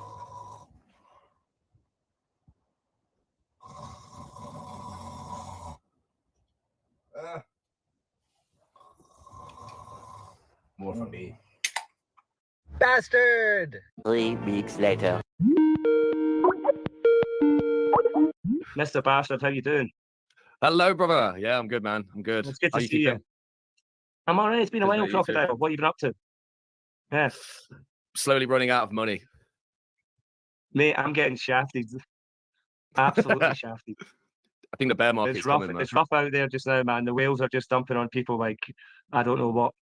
But look, I've been thinking about it, man. I've been looking at, what we've been doing and stuff, and it's like I don't think we're going to make it if we just keep pumping our money into other people's coins. I think maybe we should become founders. Ooh, that would be cool. That would be cool. would be. Have you got any ideas in mind? See, what the thing, Hex, is it's like all this stuff that's been going on, it's all been targeted at the whales, and the whales are just making money. We need to do something that's for like the small people. for the poor plebs. Right. Okay. Yeah, I like that. I like that. Just eliminate the whales completely. Don't give them fuck all. Yeah. And just give it to just a Don't little give guy. them nothing. Makes sense. So I'll tell you what So then. Let's make a little list. Give me a sec. Let me get a pen. All right. Right. Let's make a list. So what do we need for this? Like, how are we going to make this work? No, in order to do it, well, it's simple. We're going to need a sacrifice. Number Okay, one. Sacrifice. Got it. Yep. Okay. What next? Right.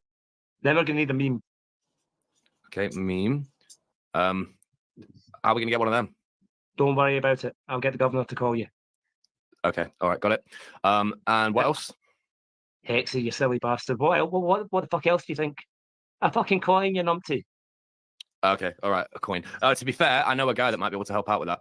Leave that one with me. Seriously? All right. Yeah. I got a guy. I know the guy who created Bitcoin. I'll give him a call. You know him? You're gonna do it? Yeah. I'll sort that out. You sort the fucking meme out. do I'll this. sort the coin out, and then we'll get the sacrifice I'll going. sort the meme. I'll get the governor to call you. We'll get it sorted. Let's do it. This Alright, fucking cool. thing. Let's do it, baby. You know, I didn't know what I didn't know exactly what I was getting into and stuff when I met Hexy Bastard, but he ended up being one of probably the greatest guys I've ended up meeting. We got along pretty swimmingly, drinking, gambling, talking crypto, and all around a really great guy and stuff like that. So yeah, he's for sure one of my drinking buddies for life now. If the fucker doesn't kill himself.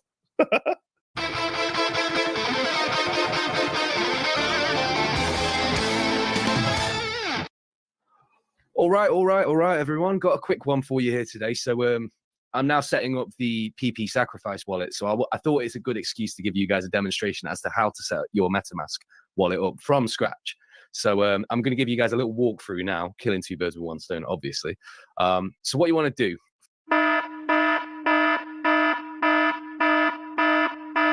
First of all, is you want to go to Google.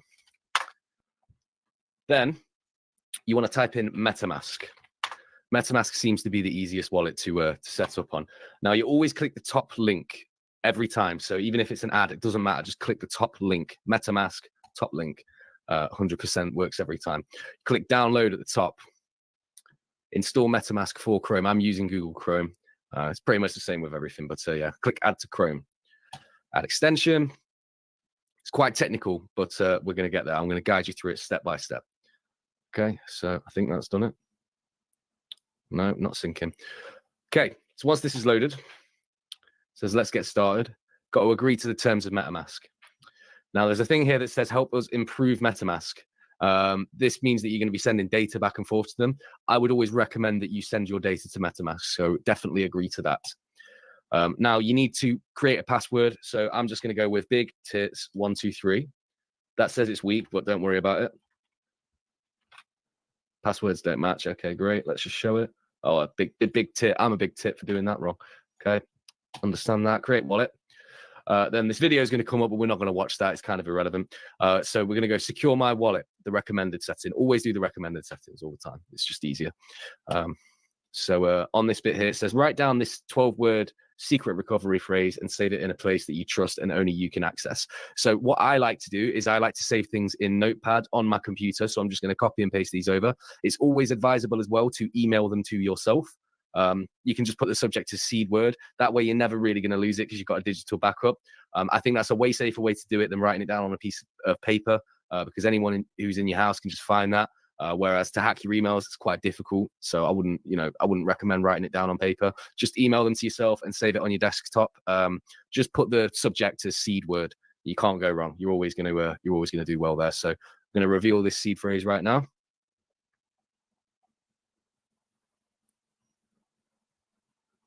Okay, so as you can see, I've got my seed phrase there.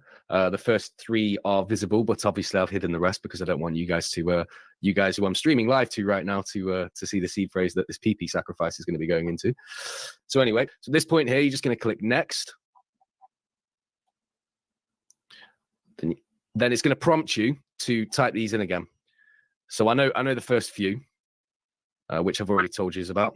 Well, which you've already seen, so I can put that one in. I can't remember it now though. Fuck. Once you do that, you just click next, and then your wallet is nice and secure. So what I'm going to do, I'm going to copy and paste this into a notepad right now. Fuck, I've done it again. Hang on a minute. I can't hit the space bar, can I? Twat. All right. Okay, so what I'm going to do right now, I'm just going to copy this over into a notepad real quick. Okay, done. Excellent. And now I'm just going to email that to myself. I'm not going to do that on screen either. So let me just remove this off real quick. Once that's done, you hit enter there. You've got yourself a fresh MetaMask wallet with the safest security settings that you can possibly have. So yeah, now you can go ahead and you can enjoy DeFi. Congrats.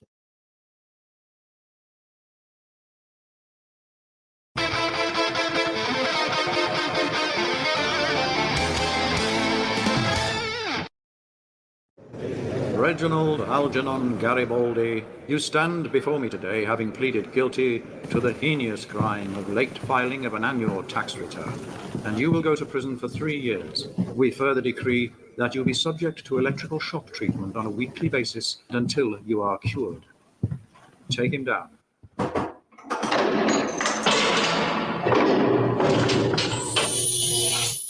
are you doing, monsieur?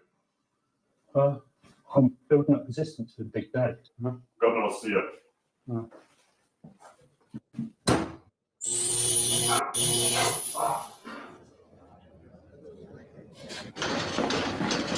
Come along, get a move on this. We can't keep the governor waiting. We appear to be going the wrong way.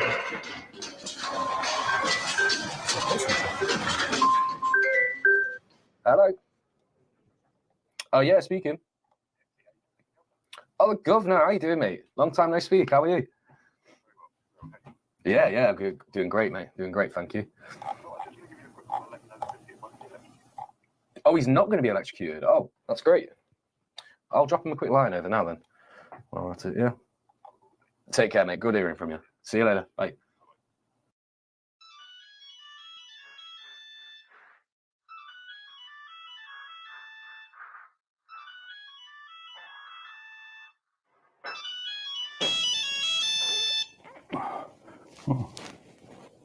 Grill? Biscuit, mail for you. Thanks. They brought in a barn. Dear Biscuit, glad to hear that you had a stay of execution after I dropped the limit over. I hope you are bearing up. While you are waiting for the appeal to go to court, I have a little project that I think you might be able to help with. Ever heard of Poor Pleb?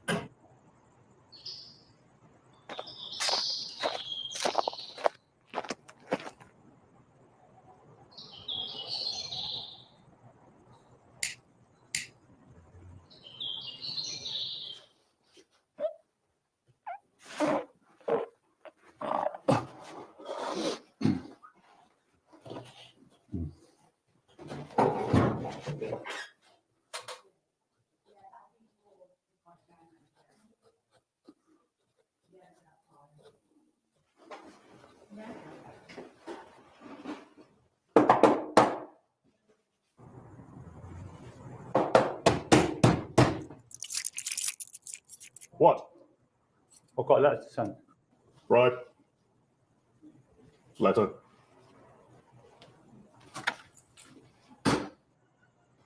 Dear Hexy, thanks for your concern and caring nature, especially the 2.5 SIGs. I have included the first drawing of your pleb. I know you're going to love it, so I'll keep drawing and we'll send you more if you keep sending the 6. Don't let the bastards get you down. Sealed with a loving kick, Biscuit. P.S. Please send a straw in your next letter so I can have something to drink.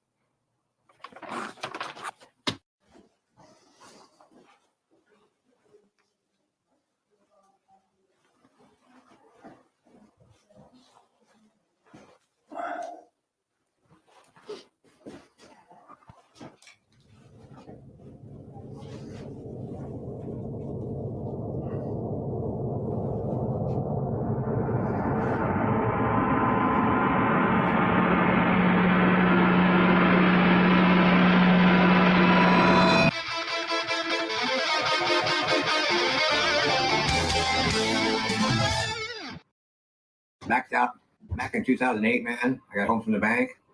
I got an idea, man. I created Bitcoin. Somebody had to do it. So when we decided we were going to make a coin, there was only one guy that I was going to call, and that is the dev. Shit, I ain't talked to him for a while. Yo, what's up, Hexy bastard, man? Long time no hear. You got that, man? What's up? So when I spoke to the dev, he gave me two options. He told me to go and speak to Vitalik or to get myself on Fiverr. I couldn't get a hold of Vitalik because he was too busy simping. So I went over to Fiverr and found myself a developer over there. My history, and I spent a little time in lockup. That's what they wanted me to do, is to help people that were confused in life. And, why did you stab your girlfriend with a spoon? And I'm like, oh my God, I can't. I did the whole time I was in there. I got community service and time served. And, I don't know. I should have been a psychologist, I guess. Psychologist. How about that one? I love Hexy Bastard, man. He's a cool guy. Hexy Bastard really got a really big hit. Richard Hart, I'm not a real big fan of Richard's. But the Hex people, yeah. Hexy Bastard, what? Hexy Bastard? What is that?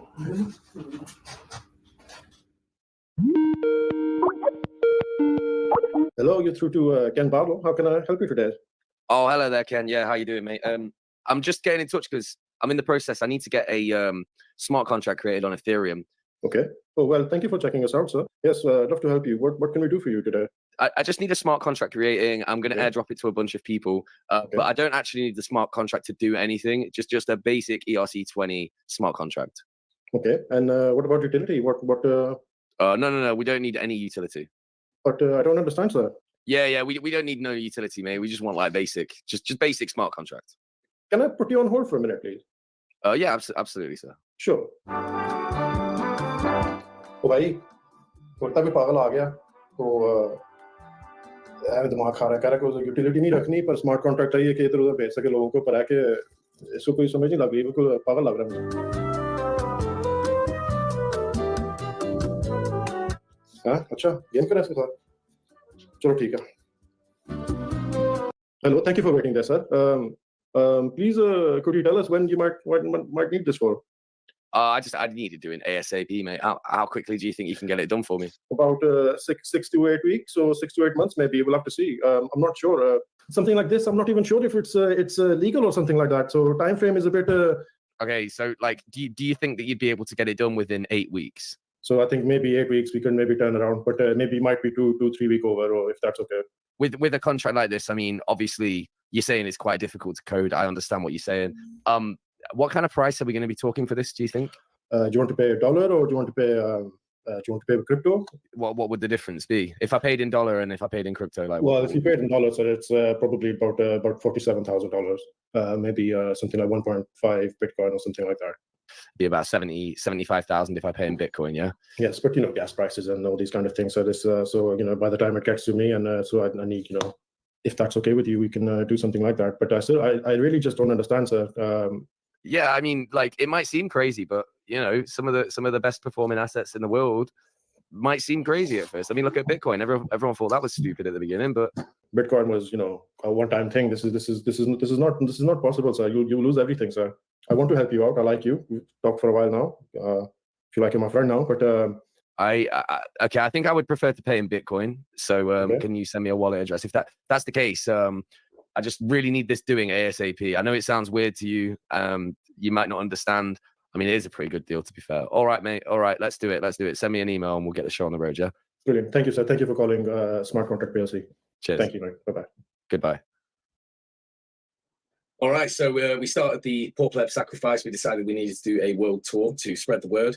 So a little bit of flexing was in order. So I went ahead and I bought myself the world's largest diamond, white bottle.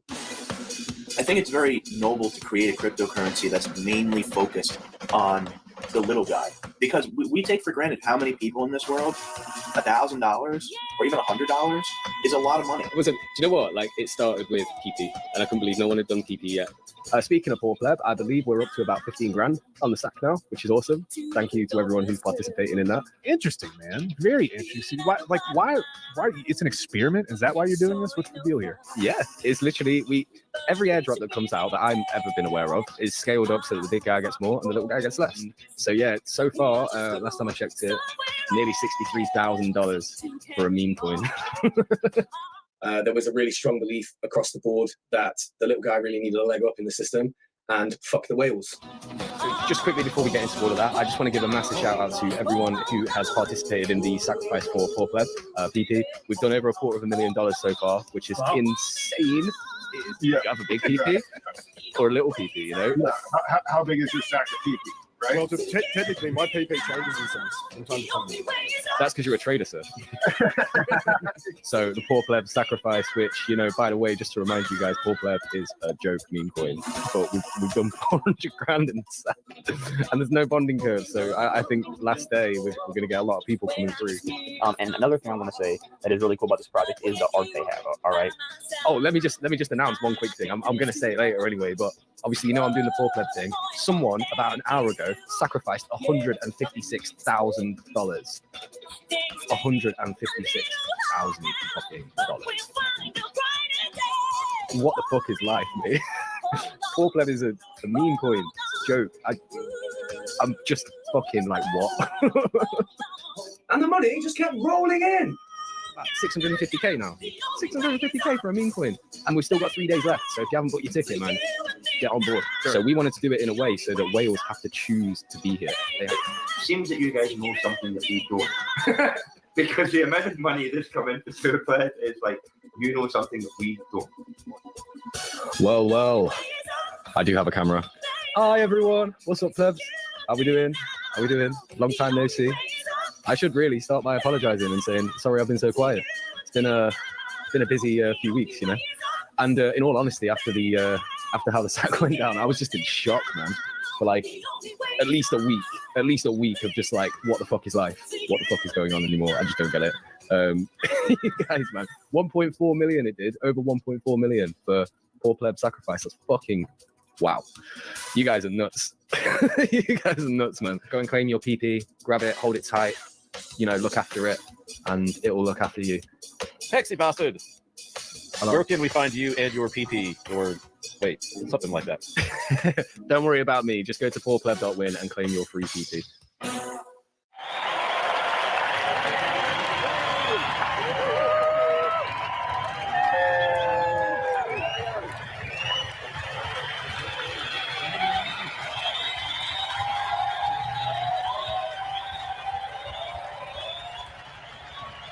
Having raised over $1.4 million, we had to throw a party for the plebs. We invited guests from all around the world who all flew in on economy. Some even came by bike. It is amazing that an idea for a stupid meme coin with zero utility could unite so many people and build a huge community of degenerate plebs. Over 4,000 people claimed their free airdrop. Wales got nothing. In plebs we trust.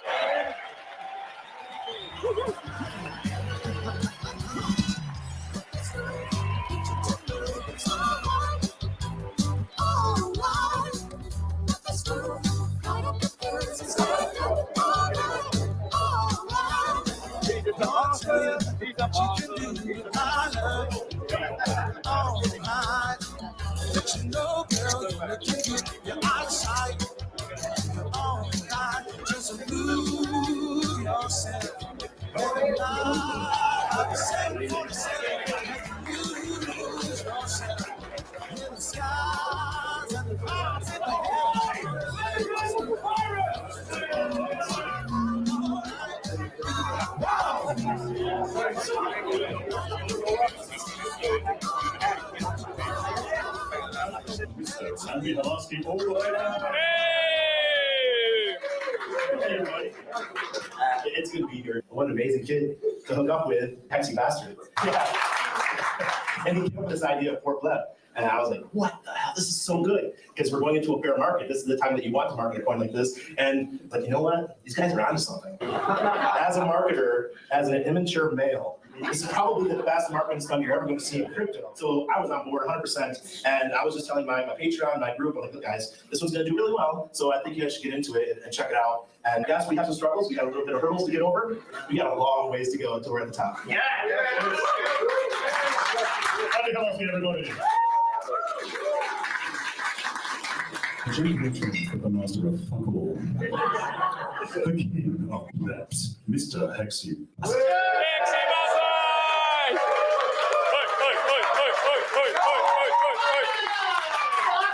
Hello. Do you think I thought about what I was going to say here? No, I did think of one thing though, because the first thing I definitely want to say is Hex for Life, Hexacologist, and Mr. Dan BK. Yeah, they have fucking smashed it with this lowest mistake shit. It's, oh my god, it's hilarious. You're going to see a little bit of it in a minute. I want to give a big shout out to everyone who made Portlet possible. That includes one celebrity who I will not point out directly because of doxings, but Mr. Crypto Biscuit. Can we all give him a huge round of applause? Crypto Biscuit. He sent me the first sketch over, the first little sketch of that little character, and I just fell in love with it straight away, and I knew it would work, and it just epitomized, like, the guy looks like he has no fucking idea what he's doing. And that is crypto. Most guys don't know what they are doing. So recently, I've had a lot of people coming out calling me a scammer. Do I look like a fucking scammer? Obviously today I do, yes. So normally I don't. So I look around. God, I don't know how many people are here today, right? These tickets weren't even cheap, okay? Neither was the venue, by the way, I'm just saying. A lot of you guys, I mean, we've had Randy coming in from Panama, we've got guys from Canada, we've got guys from Ireland, guys from the other end of the UK. People coming from everywhere, you know? And I really love all you guys.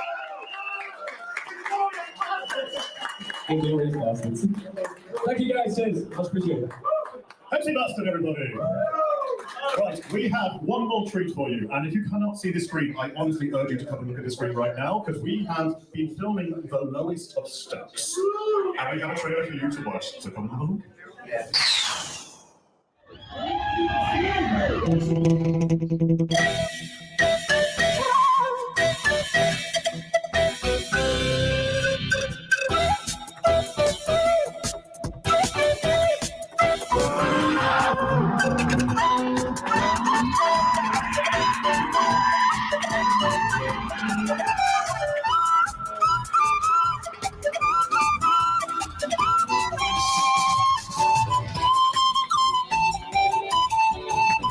This is where your sacrifice is going. What's that? 4p? 4p. Yeah, let's be good.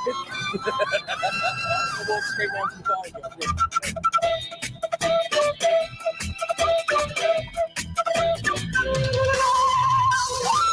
Bling down, baby. Bling down, mate. 369, one more time, go. Get low, get low, get low, get low, get low, get low.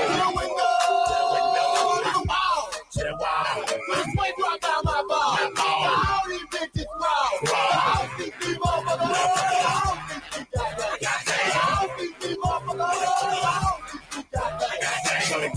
so quick, so quick. Then she broke that with the boomerang and me in the mind. This bitch is fine. I done came to the club out in the 11 time. Now can I play with your bandit line? The club wanna say I need to calm down. Security guard, you wanna swing me now? People drunk that I'm up, I'ma threaten me now. Didn't fuck in the club, I mean she work. And then I like to see them females work. Taking the clothes off, fucking naked. And she get a hold on disrespect. Now stop. Oh, then wiggle with it, yeah. Stop. Oh, then wiggle with it, yeah. Stop. Oh, then wiggle with it, yeah. Stop. Oh, then wiggle with it, wiggle with it. 369, then wiggle with it. Take it to me one more time and go. Get low, get low, get low, get low, get low, get low.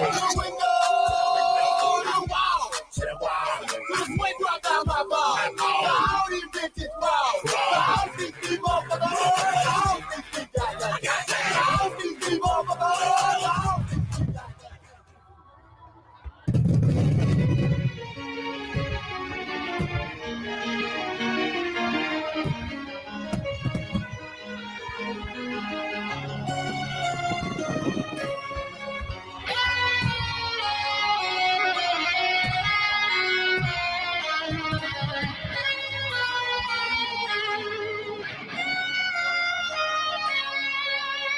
I don't want to talk about the things we've gone through, though it's hurting me. Now it's history. I played all my cards, and that's what you don't do. Nothing more to say, no more race to play. The winner takes it all, the losers have to fall. Besides a victory, that's a destiny. I was in your arms, think thinking I'll belong there. I figured it makes sense. Oh man, this is the most retarded documentary that's ever been fucking made. Oh, thinking I'll be strong there. Playing by the rules. I got my blood. What is that? No, it's not. It's not my hand. That's your hand. Something. No, it's not. Look, this is my hand. Oh, you're right.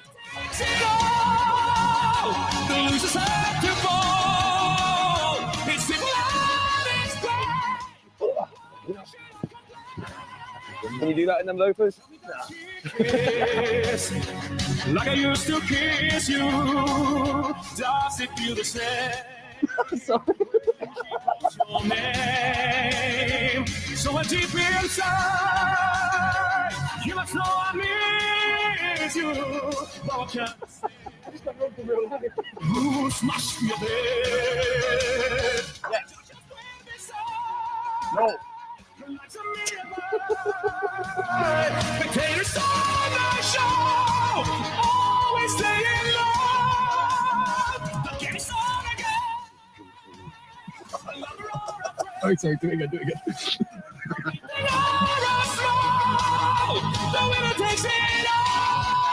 So at the moment, I'm doing something really important for the community. I'm a mobile nutritional transportation manager for It delivery. makes you feel sad, and I understand.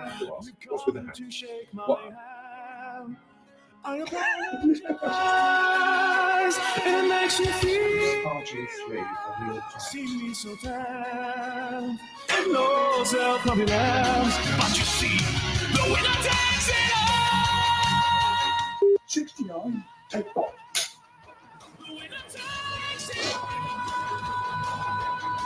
Don't worry, son, you've got to stake it to bake it. 69, take 12.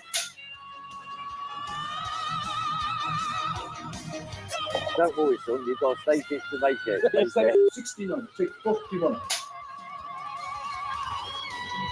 Don't worry, son, you've got to stake it to bake it. Oh. 69, take 74.